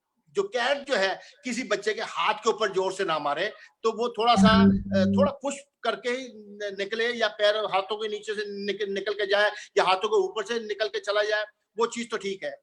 तो इसको ये जो है अगेन वेरी इंटरेस्टिंग एक्टिविटी। सभी के सभी बच्चों की इस गेम के इसके अंदर इन्वॉल्वमेंट है। कोई भी बच्चा जो है ऐसे स्टेशनरी नहीं खड़ा हुआ। Next please. ये आ गया toss and catch in circle. बहुत ही अच्छा गेम है। इसके अंदर जो हम क्या करेंगे, बच्चे को जो है हम एक सर्कल के अंदर खड़ा कर लेंगे, हर बच्चों को एक बॉल दे देंगे और बच्चों से कहेंगे आप अपनी बॉल को वर्टिकली ऊपर फेंको,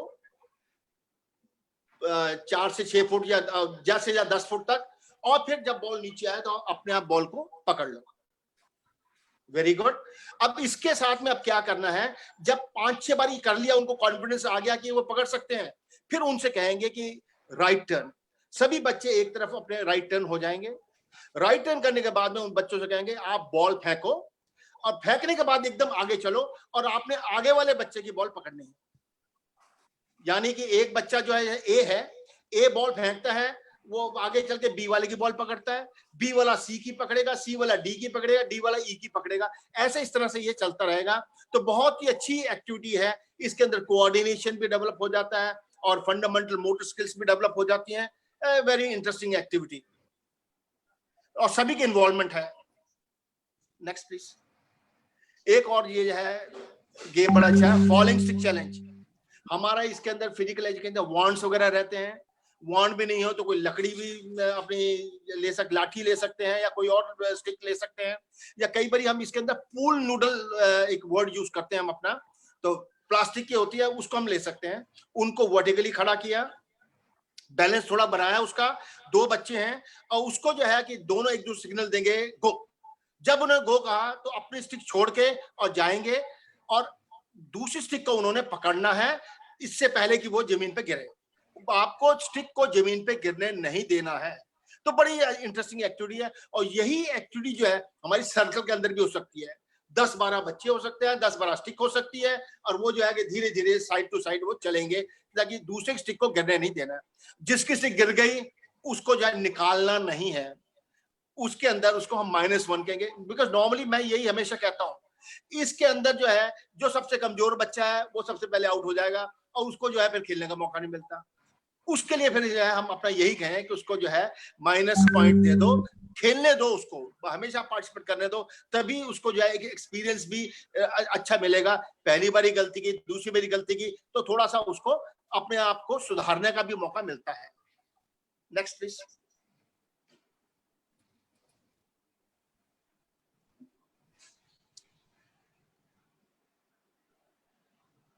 हुला हुआ।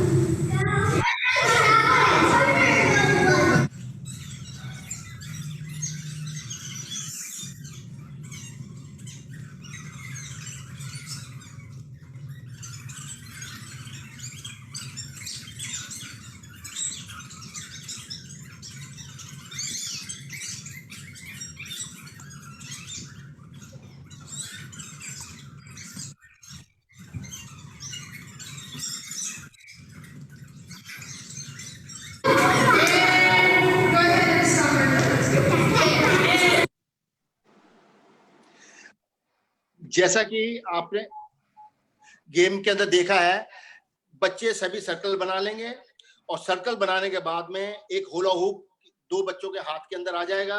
अब उनको हाथ छोड़ने नहीं है, हाथ पकड़ लेने हैं। अब हुप को जो है सर्कल में एक दूसरे के ऊपर से डालते हुए, बॉडी के अंदर डालते हुए जो है एक पूरा सर्कल कंप्लीट करना है। ये गेम जो है एक सीधी लाइन में भी हो सकता है, 2 टीम बना सकते हैं, 3 टीम बना सकते हैं, और उनको सर्कल पास करना है। जो टीम पहले करे तो वो जो है विजेता मानी जाएगी। तो एक अगेन इंटरेस्टिंग एक्टिविटी है बच्चों के लिए, और आई एम श्योर आप लोग भी इसको कराते होंगे। Next please.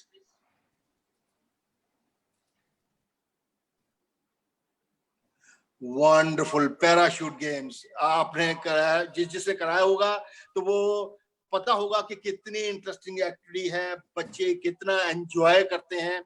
इसमें इक्विपमेंट की तो जरूरत है, बट जो उनका एंजॉयमेंट है बच्चों का, उसके हिसाब से तो इसकी कॉस्ट कुछ भी नहीं है। तो इसके अंदर जो है कि 24 स्ट्रिप रहती हैं, 24 बच्चे भी एक साथ कर सकते हैं, कम भी होती हैं, 20 भी हो सकते हैं, या 16 भी हो सकती हैं। तो अगर आप बड़ी वाली लेंगे तो उतने ज्यादा बच्चे की इन्वॉल्वमेंट आ जाती है। 24 बच्चों ने उसके एक साथ में इसके हुक रहता है, हुक से आपने पकड़ लिया, और फिर उसको जो इसको आपने ऊपर नीचे उठाना है, या डिफरेंट मूवमेंट्स आपने करनी है। बहुत ही अच्छा इसके अंदर जो है एक एक्सरसाइज भी होती है, और इसके अंदर जो है कि हम बच्चों को नंबर दे सकते हैं, 2 टीम बना सकते हैं, 1 2 3 4 5 6 7 8 9 10, दूसरी तरफ 1 2 3 4 या 12 है, 24 है तो 12 एक इधर, 12 दूसरी तरफ। फिर हमने जब ये हाथ ये अपना ऊपर उठाया इसको पैराशूट को, तो फिर ये जो है कि कोई नंबर बोले 2, तो 2 नंबर जो है दोनों टीम के 2 नंबर आपस में एक्सचेंज करेंगे जगह, इससे पहले कि जो है अपना पैराशूट नीचे आए। तो बड़ा अच्छा इंटरेस्टिंग एक्टिविटी है। इस बात का ध्यान रहे कि आपस में टकराए नहीं। बच्चों को ये जो है कि थोड़ा बोल लेना कि हमेशा बोलना कि आपको अपने लेफ्ट से जाना है, राइट से जाना है, सो दैट कोई किसी किस्म की भी इंजरी नहीं होनी चाहिए। यही जो है इसके अंदर हम अपना जो है क्लॉकवाइज रोटेशन भी कर सकते हैं, एक हाथ से पकड़ के, या एंटी क्लॉकवाइज रोटेशन भी कर सकते हैं दूसरे हाथ से पकड़ के, या इसके अंदर हम मशरूम भी बना सकते हैं। और इसके अंदर भी एक अब होता क्या है कि अगर ये जो गेम है अगर हम जो है प्रैक्टिकली करेंगे तब तो उसका मजा ही कुछ और है। अब होता क्या है कि थ्योरीटिकली बताना बात बिल्कुल अलग है, प्रैक्टिकली करके जो है उसका एक अपना रियल एंजॉयमेंट है। इसके अंदर चूहा और बिल्ली वाला गेम और ऐसे कई और गेम है जिनको हम करें तो बहुत ही एंजॉयमेंट इसके अंदर आएगा। Next please. नेक्स्ट है cooperative stand up.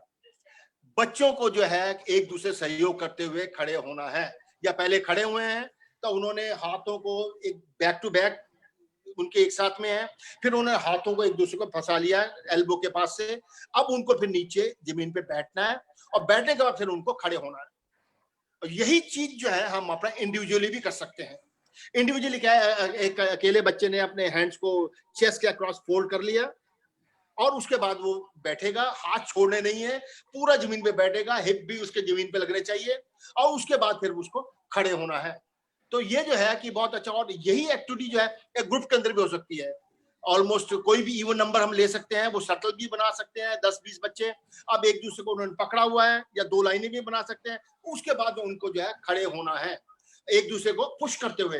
Again very interesting activity without any equipment, but with result कि इसके अंदर थोड़ी स्ट्रेंथ की आवश्यकता पड़ जाती है।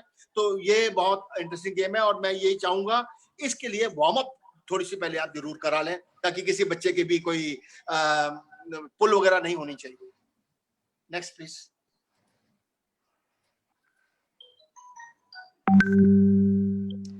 Crows and cranes. The yellow team all facing that wall, and the cranes, the blue team, are all going to face that wall. Now, as a teacher, you can be the leader, or you can choose a student helper to be the leader, and the leader is going to call out either crows or cranes. So in the first round, cranes has been called out. So the blue team, the cranes, will then chase the crows to their side. So the crows are trying to run away without getting tagged. Most of the crows have made it across safely, but one player was tagged, as we see there. So the crow, the yellow player who is tagged, will then become a crane and join the blue team. बहुत अच्छा है ये जो है। अब आपने तो ये गेम तो खेला ही होगा, तो थोड़ा सा चैट बॉक्स में अंदर मेरे को बताइए, खेला हुआ है तो फिर मैं इसको एक्सप्लेन नहीं करूंगा।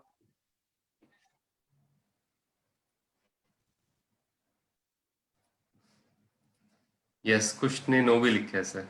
कुछ ने नो लिखा है, मैं थोड़ा एक्सप्लेन करता हूं। इसके अंदर जो है 2 टीम बना लेंगे और दोनों टीमों के बीच में जो गैप है वो रहेगा 3 फुट का। तो उसके बाद में जो है सेंट्रल लाइन के पास खड़े होंगे 3 फुट की दूरी पे। एक टीम का नाम होगा क्रोज और दूसरी टीम का नाम होगा क्रेन्स। जब टीचर क्रोज बोलेगा तो क्रोज की टीम अपनी तरफ भागेगी और क्रेन जो है उनको पकड़ने की कोशिश, छूने की कोशिश करेंगे। जिसको छू लिया तो वो दूसरी टीम के अंदर चला जाएगा। ऐसे ही फिर जो है करेगा। और इसके अंदर बड़ा इंटरेस्टिंग गेम तो ये है कि टीचर जो है वो साइड में खड़ा रहता है और उसको क्रॉस कैसे बोलना है ये बहुत सिग्निफिकेंट है। और मैं थोड़ा सा आपको एग्जांपल देता हूं। थोड़ा सा ये ऐसे करते हैं तो बहुत ही अच्छा जो है लगता है। दोनों टीमों के अंदर डायलेमा रहता है कि क्या टीचर क्या बोलने जा रहा है, और उसके अंदर फिर वो जो है कि लास्ट मिनट पे बोलते हैं। और इस गेम को अंदर एक और नाम है इसका, राम और रावण। राम और रावण के अनुसार भी यही गेम ऐसे ही खेला जाता है।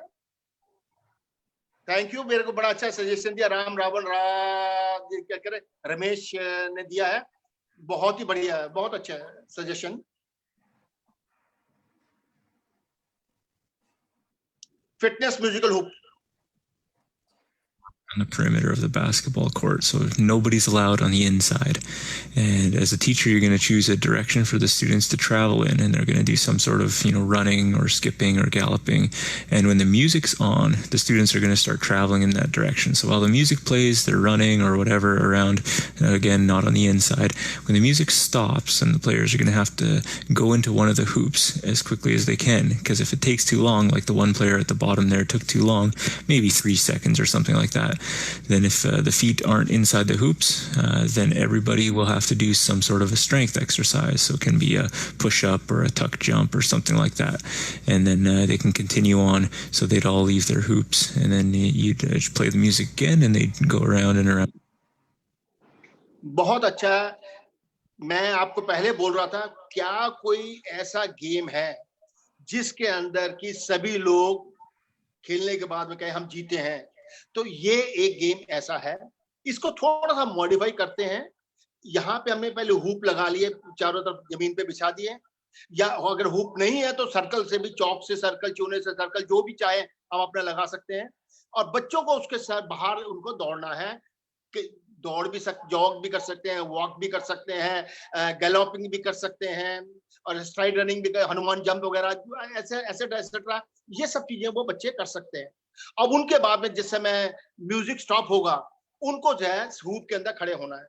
अब इसके अंदर अभी कोई हार्ड एंड फास्ट रूल नहीं है। एक हुप के अंदर एक बच्चा भी हो सकता है, एक हुप के अंदर 4 बच्चे भी हो सकते हैं, एक हुप के अंदर 8 बच्चे भी हो सकते हैं। अब हमने धीरे धीरे क्या करना है कि जब एक बारी हो गया है, हमने 2 हुप हमने निकाल देंगे, फिर बच्चों को जो उसके अंदर खड़े होना है, फिर 2 हुप और निकाल देंगे। तो आप ये देखेंगे बच्चों की जो है क्रिएटिविटी, बच्चे को अगर 10 बच्चे एक हुप के अंदर खड़ा होना है, किस प्रकार खड़े होंगे? कोई किसी के पैर के ऊपर खड़ा होता है, कोई किसी के पीठ के ऊपर चढ़ जाता है, कोई किसी को अपने शोल्डर पे ले लेता है। Very very interesting activity. और अल्टीमेटली इस गेम के अंदर जो है हर बच्चा जो है जीता माना जाता है, क्योंकि कोई आउट तो होता ही नहीं, या किसी को नेगेटिव पॉइंट तो मिल ही नहीं रहा। Next please.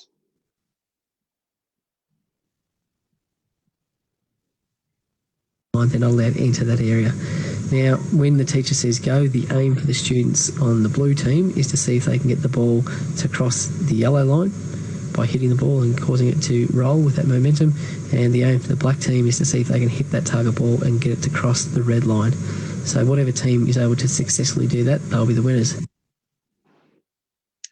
अब ये गेम मोमेंटम है, तो इसके अंदर भी क्लियर है कि 2 टीम लगा दी, दोनों टीम के पास कोई बॉलें देती हैं, और बीच में to see if they can hit that target across the red line. So whatever team is able to successfully do that, they'll be the winners. तो इसके अंदर बॉल को जो है, जो ब्लू टीम है उनको जो बॉल येलो लाइन के उधर अक्रॉस डालनी है, इनको बॉल से मार के, और ये दूसरी वाली टीम है, ब्लैक टीम है, इनको जो है ऐसा करना है कि बॉल को जो है कि उधर करे, रेड लाइन के क्रॉस चली जाए। जिसकी बॉल चली जाएगी उसको 1 पॉइंट मिल जाएगा। Best of 5 points, best of 7 points, best of 11 points का गेम भी हमारा हो सकता है। तो again it's a very very interesting activity. Ball को जो है, अब यहाँ पे जो सेंटर में बॉल है वो तो बड़ी बॉल होनी चाहिए, जैसे कि फॉर एग्जाम्पल हम कहते हैं फिजियो बॉल हो जाए, स्विस बॉल हो जाए, बड़ी बॉल। और जो बच्चों के पास बॉल है वो बॉल थोड़ी छोटी हो सकती है। It could be even tennis ball, it could be even volleyball. Volleyball से तो क्या है, बहुत जल्दी बॉल इधर उधर चली जाएगी। हमें जो है कि थोड़ी छोटी बॉल देंगे, जिससे कि थोड़ा ज्यादा देखने को मौका मिलेगा। एक बात का ध्यान रहे कि जब बॉल बच्चे हिट करेंगे, या कई बार बॉल के लगती भी नहीं है, तो बॉल दूर जा सकती है। तो इस बात का थोड़ा ध्यान रहे कि पीछे अगर हमारे पास में कोई दीवार है या कोई नेट लगा हुआ है, तो हमारे लिए बॉल जो है कि इधर उधर बाद में जो है बॉल किसी खोने की संभावना भी नहीं रहेगी। इस बात का थोड़ा हम अपना ध्यान रखें। या इसको गेम मॉडिफाई, रूल मॉडिफाई कर सकते हैं। आपको जो वॉलीबॉल है तो वॉलीबॉल आपको अंडर हैंड ही फेंकनी है। Next please. नहीं, हाँ।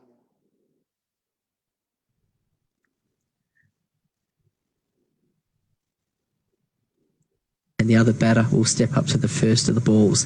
Now on the teacher's signal, the batter, as you can see here shaking, he'll actually play the 3 shots in quick succession. That's why it's called rapid fire. And when he's done that, once the last ball's been hit, that is then the signal for the runner, who can then start running up and back between the cones. Now, each time he or she reaches a cone, they score a run for their team. Now, to stop the runner from running, what they have to do in the fielding team is collect those 3 balls and get them back onto the batting tees. So as soon as they've done so, the teacher yells out stop and the runner stops running. Now, the problem with this game is maximum participation is somewhat lacking. तो rapid fire के अंदर भी आपने जैसे देखा है कि अभी इस गेम के अंदर एक कमी आ रही है कि 4 बैटिंग टीम वाले जो है सीधे खड़े हुए हैं, वो पैसिव हैं। उनको भी एक्टिव करने के लिए हम ये कर सकते हैं कि ये सभी के सभी 5 जो रनर हो जाएंगे, तो वो जब इसने हिट मारी है और उसके बाद वो भी जो है एक साथ ही भाग रन लेंगे, तो सभी के साथ में सभी की इन्वॉल्वमेंट हो जाएगी। तो दैट वे जो है हमारा मास पार्टिसिपेशन जो है, जो हम चाहते हैं, जो हमारा पर्पस है, वो हमारा हो जाएगा। कोई भी सेडेंटरी बच्चा नहीं रहेगा, एक्टिव बच्चे रहेंगे। Next please.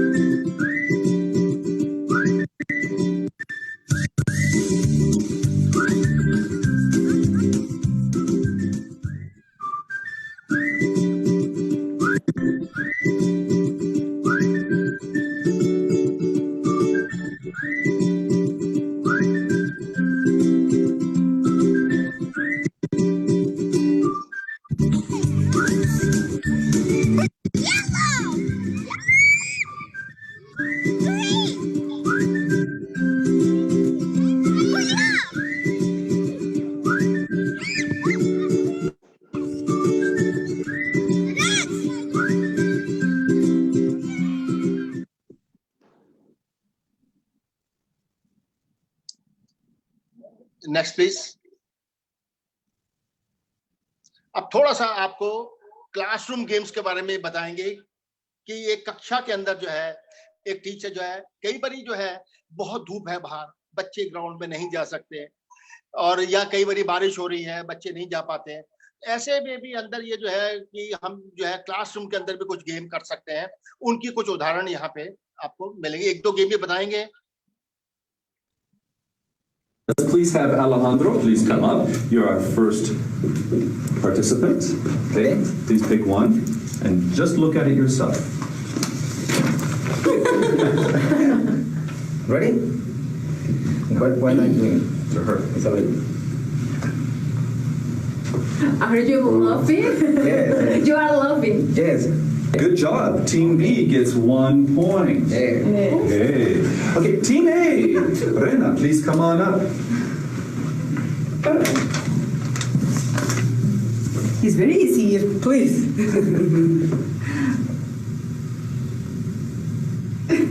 Was I green? Yes. All right, good job. Team A gets 1 point.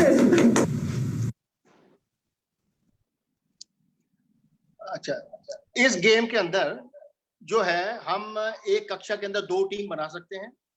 उन 2 टीम के अंदर एक टीम में से किसी बच्चे को बुलाएंगे, वो जो है किसी एक्टिविटी की जो है डेमोन्स्ट्रेशन करेगा। फॉर एग्जांपल लीपिंग का उसने डेमोन्स्ट्रेशन दे दी है, या कई बारी हम अपना है कोई भी जो है एलिगेटर है या मगरमच्छ है, उसका जो है दूसरी टीम को पता नहीं है, वो जो है एक्शन करेगा और दूसरी टीम को जज करना है कि इसने क्या एक्शन किया है। अगर सही बता देते हैं तो वो बहुत ही एक अच्छा हमारा जो है एक एक्टिविटी हो जाती है। ऐसी भी दूसरी टीम का बच्चा आएगा, वो कोई भी एक्शन अपना करेगा, जैसे फुटबॉल के अंदर है, फुटबॉल के अंदर थ्रो इन किया तो दूसरे लोगों को बताना है कि उसका थ्रो इन क्या है, या कोई भी जगलिंग कर रहा है या कैसे भी मूवमेंट कर रहा है विदाउट इक्विपमेंट होगा, तो उसके अंदर ये जो है आपको जो बताना है कि ये क्या ऐसा एक्शन कर रहा है। तो चाहे एक बच्चा बुला ले हम अपना, तो सारी क्लास को हम कहें कि जज करो कि कौन सा एक्शन उसने किया है। तो बहुत ही अच्छा है। इसके अंदर जो है फॉर एग्जांपल एक आदमी जो है कोई मोची बन के आ जाता है, वो मोची का एक्शन करेगा, कॉबलर का एक्शन करेगा, तो वो जो है कि आपको जज करना है कि वो ये क्या एक्शन कर रहा है। ऐसे कई चीजें हमारी हो सकती हैं। थोड़ा अपना क्रिएटिविटी लगाएं और उसके बेसिस के ऊपर हम अपना करें। कोई जानवर के बारे में हो Do the सकता है। subtraction. Please, please. Do the subtraction. 10 minus 6. Yes, sir. 1, 2, 3, 4, 5, 4. बहुत अच्छा। अब इसके अंदर जो है मैथमेटिक्स भी हम जो है फिजिकल एजुकेशन के अनुसार सिखा रहे हैं बच्चे को। वो किस प्रकार से है कि 10 में से उसने जो है 6 माइनस करने हैं, कितने बचे हैं, तो ये ऐसा उन्होंने एक बनाया है। 10 के ऊपर खड़ा हो गया, 6 चला है और उसने फिर बोला है कि 4 बचे हैं। तो ऐसे ही जो है कि यही नहीं, कई बार हम मल्टीप्लिकेशन भी करा सकते हैं, एडिशन भी करा सकते हैं, डिवीजन भी करा सकते हैं, ग्रुप के बीच में कंपटीशन भी कर सकते हैं। ऐसे अलग अलग चीजें जो है numerous things could be there, जिससे कि हम अपना जो है इनको क्लास के अंदर भी उनको बिजी कर सकते हैं मीनिंगफुल एक्टिविटीज के अंदर। Next please.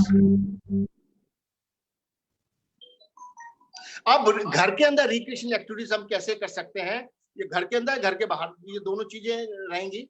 Next please.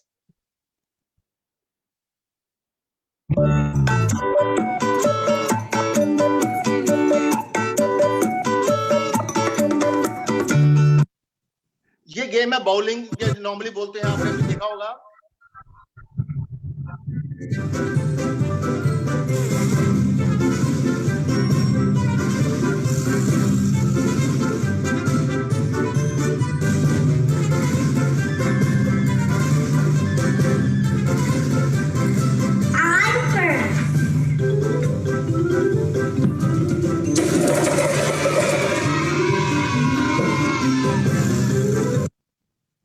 तो ये तो सेल्फ एक्सप्लेनेटरी है, इसके अंदर नहीं करूंगा मैं। आगे चलते हैं।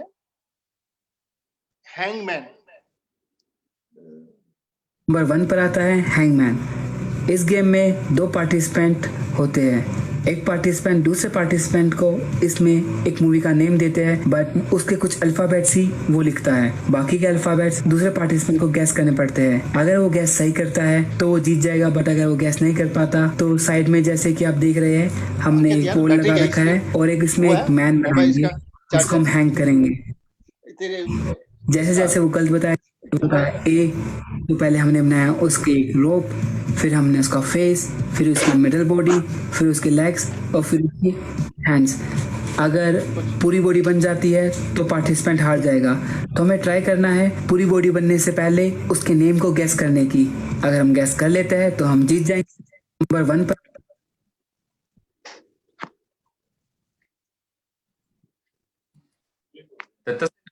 करना है या जरूरत नहीं? हेलो, यस, इसका एक्सप्लेन करना है सर? आगे दूसरा वीडियो प्ले करूंगा। आगे चलते हैं, बिकॉज टाइम जो है खत्म हो रहा है। Dot house. इसमें सबसे पहले हमें डॉट्स बनानी पड़ती है, जैसे कि आप स्क्रीन में देख सकते हो। उसके बाद हम गेम खेलना स्टार्ट करते हैं। गेम को खेलने के लिए हमें 2 डॉट्स को ज्वाइन करना पड़ता है। जो भी प्लेयर सबसे पहले ब्लॉक बना लेगा, मतलब एक हाउस बना लेगा, जैसे कि आप स्क्रीन में देख सकते हो 4 डॉट्स से एक हाउस बनता है। जो भी प्लेयर पहले बना लेगा उसमें वो अपना नाम लिख देगा। लास्ट हम चेक करेंगे कौन से प्लेयर ने कितने ज़्यादा हाउस बनाए हैं। जिसके सबसे ज़्यादा हाउस होंगे, अब ये इस तरह के गेम जो है बिंगो। इस गेम में पार्टिसिपेंट्स को अपने अपने क्यूब बॉक्स बनाने पड़ते हैं 5x5 के, जिसमें वो लिखते हैं, बट वो सीक्वेंस में नहीं लिखते, अलग अलग लिखते हैं, जैसे कि आप स्क्रीन में भी देख सकते हैं। बॉक्स के ऊपर उनको बिंगो लिखना है। इसमें दोनों पार्टिसिपेंट एक एक करके एक नंबर बोलेंगे। जो भी नंबर बोलेंगे उन्हें वो अपने बॉक्स से कट करना पड़ेगा। जिस प्लेयर के डायगनली, वर्टिकली या हॉरिजॉन्टली सारे नंबर कट हो जाते हैं, वो ऊपर से एक एक अल्फ़ाबेट कट करता जाएगा। जिसने पहले सारे बिंगो के अल्फ़ाबेट्स कट कर दिए वो विनर होगा।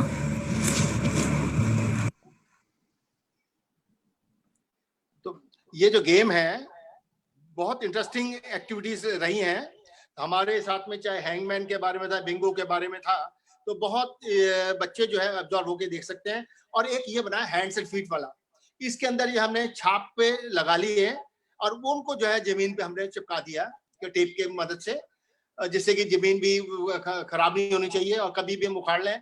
और इसके अंदर बच्चों को जो है जैसी चित्र है उसके अनुसार ही उनको जो है अपने पैर रखने हैं और हाथ भी वहां पे रखना है।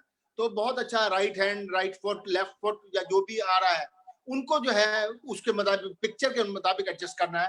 तो ये भी एक अच्छी इंटरेस्टिंग एक्टिविटी घर के अंदर बच्चों को जो हम बिजी कर सकते हैं। और एक ये नेक्स्ट गेम है मैनूवर एंड स्कोर। इस मैनूवर एंड स्कोर के अंदर ये आप बॉक्स देख रहे हैं, इसके अंदर एक बीच में एक छेक है, तो उसमें एक बॉल रखी हुई है, छेक बहुत बड़ा नहीं है, सेंटर में है।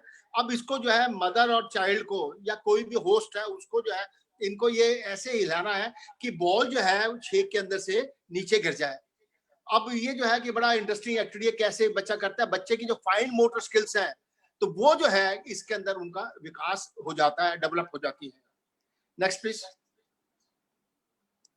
Simon says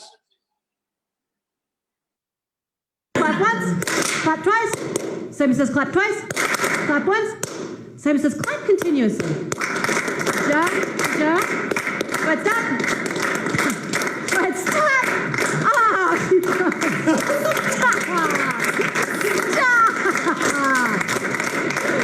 Simon says stop. That's just fun for Simon. Simon says clap once, clap twice. Almost, almost. Simon says clap once, clap twice.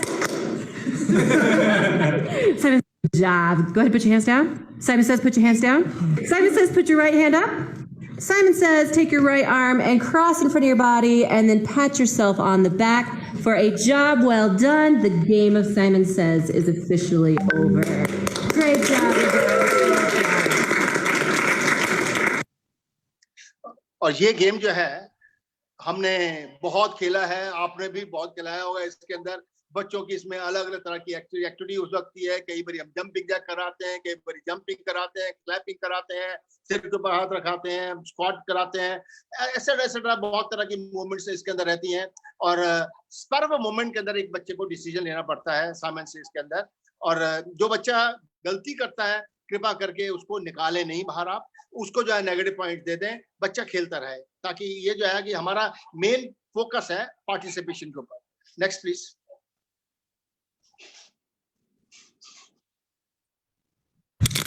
2, 4, 2, 1, 3.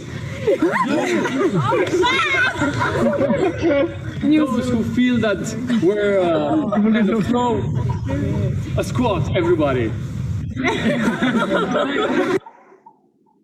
Okay, इस गेम के अंदर जो है नंबर्स बोलते हैं, उस नंबर के साथ में हर एक एक एक्शन जुड़ा हुआ है। जैसे बोला नंबर 1, तो इनको दोनों को जो है अपने जो पार्टनर के साथ में हाई फाई करना है। अगर हमने नंबर 2 बोला, उनको स्क्वाट करना है। और नंबर 3 बोला उनको 360 डिग्री टर्न करके अपने पार्टनर को फेस करना है। तो अब ये कोई भी नंबर जो है हम अपना कैसे भी सीक्वेंस से बोल सकते, कभी 3 बोल दिया, कभी 1 बोल दिया, कभी 2 बोल दिया, तो विद रिजल्ट की बच्चों उनको जो है सेम एक्शन करना है। जो थोड़ा गलत करेगा उसकी नेगेटिव मार्किंग हो जाएगी। तो ये जो है कि इसके अंदर हम देख रहे हैं कि कौन बच्चा जो है या कौन पेयर जो है सबसे अच्छा कर पाता है। Next please. ये कुछ है लिए एक्टिविटीज में सोशल डिस्टेंसिंग। तो थोड़ा इसके अंदर आजकल कोरोना कोविड-19 वाला ये जो है इसके साथ में थोड़ा उनका गैप जो है बच्चों के बीच में ज्यादा होना चाहिए। 1-2 एक्टिविटीज उसके साथ में भी जानिब ने प्रिपेयर की हैं, बहुत अच्छा किया है।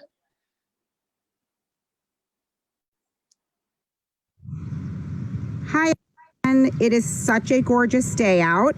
We are going to do a kids activity that you guys can do at home with your kids. You really just need something that they can, you need some balls or anything, rocks that they can be able to go and grab and put into a circle or somewhere in front or behind them. Our students today are Bella and Max, and what they're going to do is they're standing in a circle. They each have a color, they're social distanced, and there's balls all spread out in the yard. You can see little balls. They're going to go, they're going to run, they're going to pick up one at a time and bring them back to their circle, and we're going to then see who ends up with more. Okay, ready guys? And go. So they're running, they're grabbing. They can only grab one at a time. You can progress to 2 at a time, more than 2, and they're bringing them back. We're going to count at the end. They're making sure they're, nice job. Great job, great job. All right. And now what you would do is count up your balls, yell out your amount. Let's see what we got. Tie. Nice job, guys.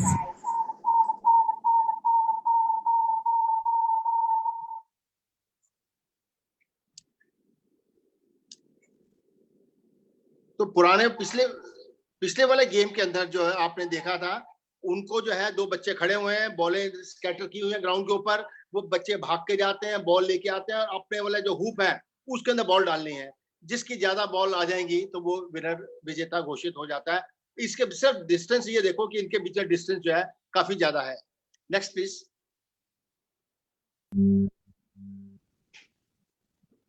In dance, children are going to work in their own area, following the government's social distancing guidelines, and create their own dance.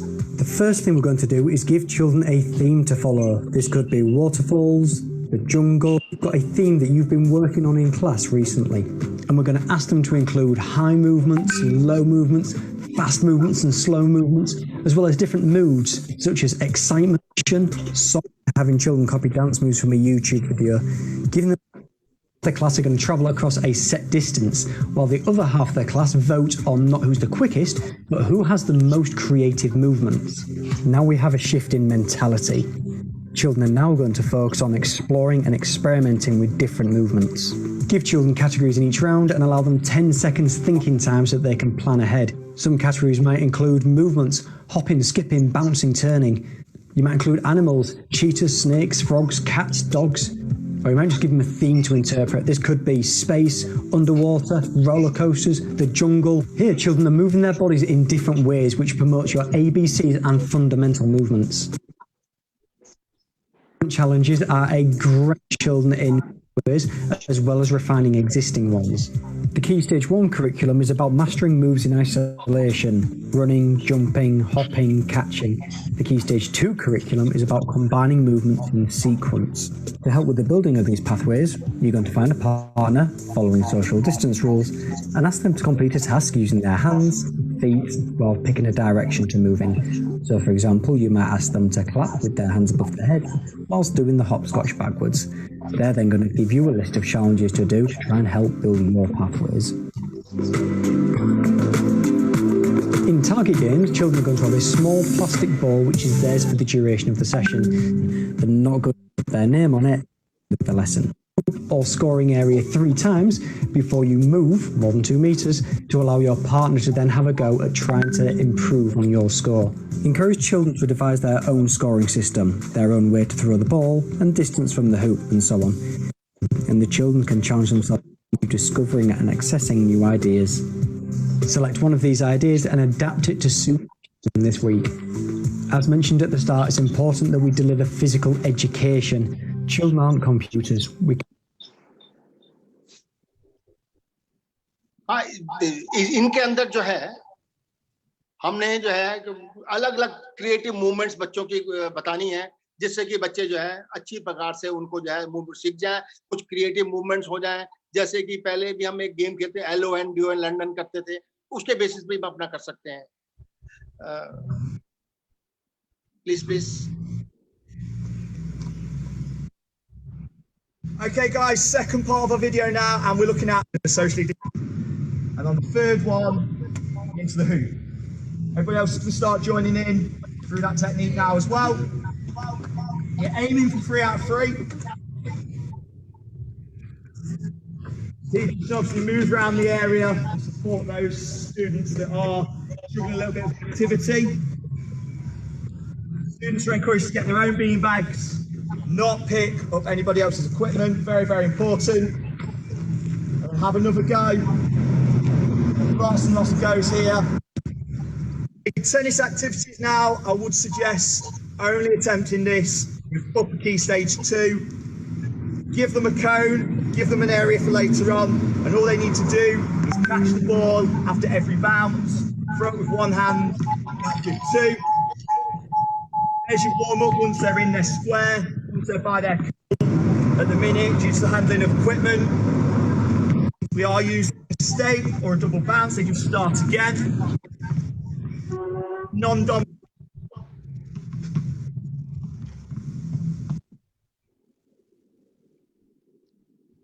तो ये हमारे कुछ games थे कि minor games के ऊपर। तो ज़ैनब ने जो है बहुत मेहनत की है, अलग अलग तरह से गेम ढूंढे हैं और उनको जो है कि एक अरेंज किया है, खासकर सोशल डिस्टेंस वाले कि कितना गैप रहेगा बच्चों के बीच में।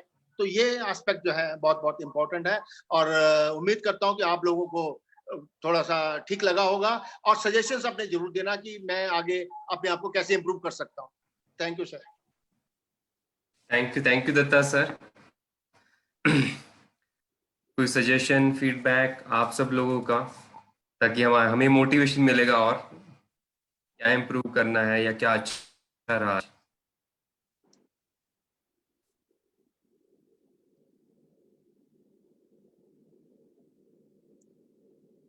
Shirish sir,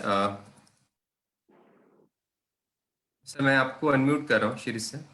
yes sir. Sir अपने व्यायाम समिति की तरफ से अवेलेबल है अपने टीम मेंबर्स, उनको अगर हम इनवाइट करना चाहें। सर थोड़ा आवाज कट हो रहा है, सुनाई नहीं दिया।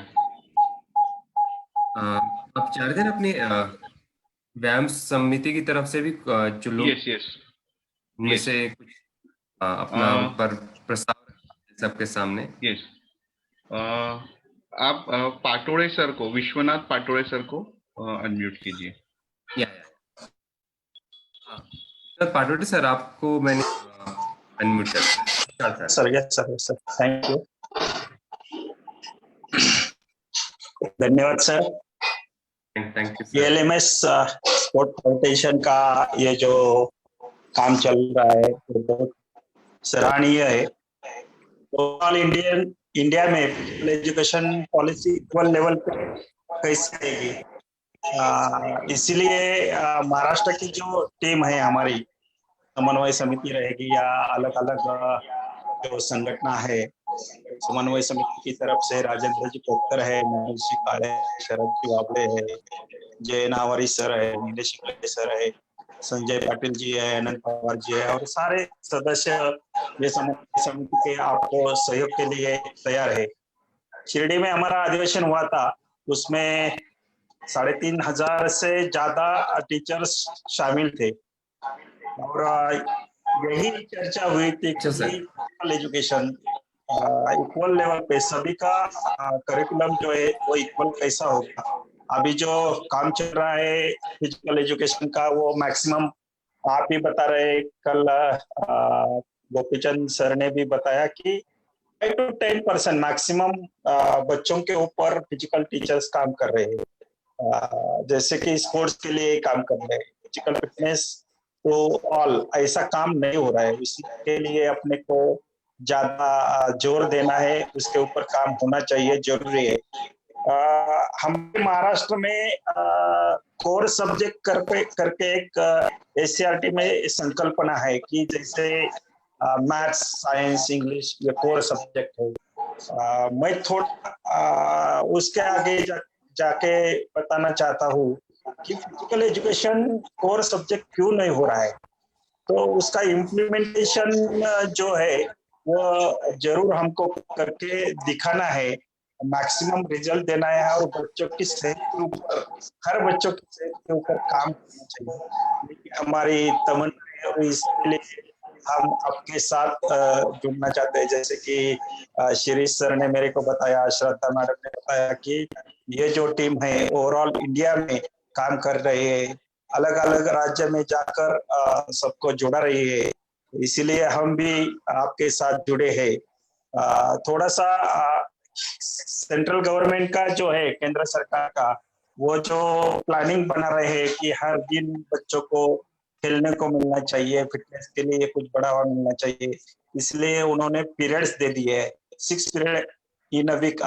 ऐसा सेंट्रल गवर्नमेंट का कुछ प्लान है। हमारे यहाँ महाराष्ट्र में एजुकेशन के बारे में थोड़ा निगेटिव थिंकिंग कुछ एडमिनिस्ट्रेशन के लोग बना रहे हैं या हमारी तरफ से नहीं हो रहा है, ये थोड़ा समझ में नहीं आता। उसके लिए अपने को ज्यादा काम करना है। 4 पीरियड, 2 पीरियड एंड 3 पीरियड ऐसे हमारी रचना है इन अ वीक।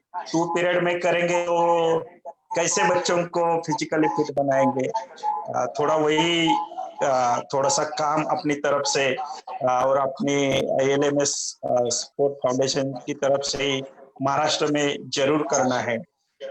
तो यह बहुत जरूरी है। जैसे कि कल चंद सर ने बताया कि जो बच्चे लास्ट में एक्टिविटीज में इन्वॉल्व नहीं होते, इसी की तरफ ज्यादा ध्यान देना चाहिए। जैसे कि मैथ्स वीक स्टूडेंट्स है, साइंस के वीक स्टूडेंट है और कोई इंग्लिश के वीक स्टूडेंट्स है, उनके लिए स्पेशल क्लासेस चलाई जाती है। वैसे अपने यहाँ खाली जो टॉपर है उनके लिए क्लासेस बनाई जाती है, उनको सपोर्ट किया जाता है।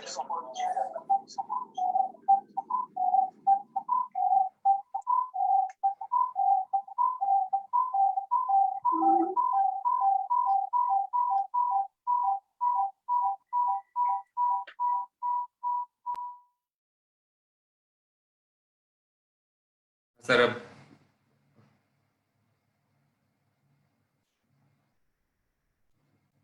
हेलो विश्वनाथ सर, आपका आवाज नहीं आ रहा अभी।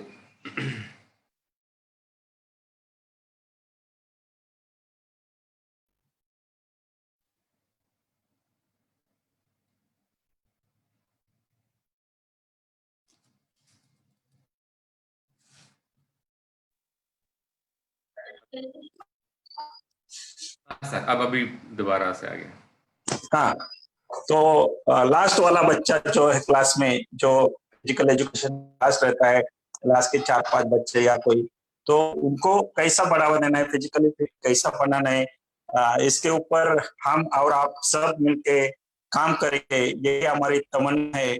और हम आपके साथ फिजिकल एजुकेशन के करिकुलम के लिए हमेशा जुड़े रहेंगे, यह हम हमारी तरफ से आपको आश्वासित करता हूँ। सर, यह बहुत जरूरी है। जैसे कि जापान जैसे देशों ने एवरेज हाइट बढ़ाई है, तो उन्होंने काम कैसा किया कि स्कूल में जाके काम किया है।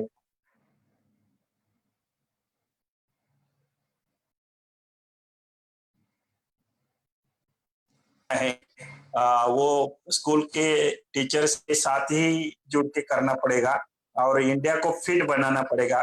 फिट इंडिया संकल्पना भी सेंट्रल गवर्नमेंट ने सामने लाई है, उसी को भी सपोर्ट करके ये काम करना पड़ेगा। यही तमन्ना हम रखते हैं। आपको, आपकी टीम को, गोपीचंद सर को और अभिनव बिंद्रा सर को, सभी को मैं धन्यवाद देना चाहता हूँ कि जो प्रोग्राम आपने चालू किया वो बहुत सराहना करने वाला प्रोग्राम है। धन्यवाद। Thank you sir. Thank you everyone. कल सुबह मिलते हैं 11 बजे। Thank you.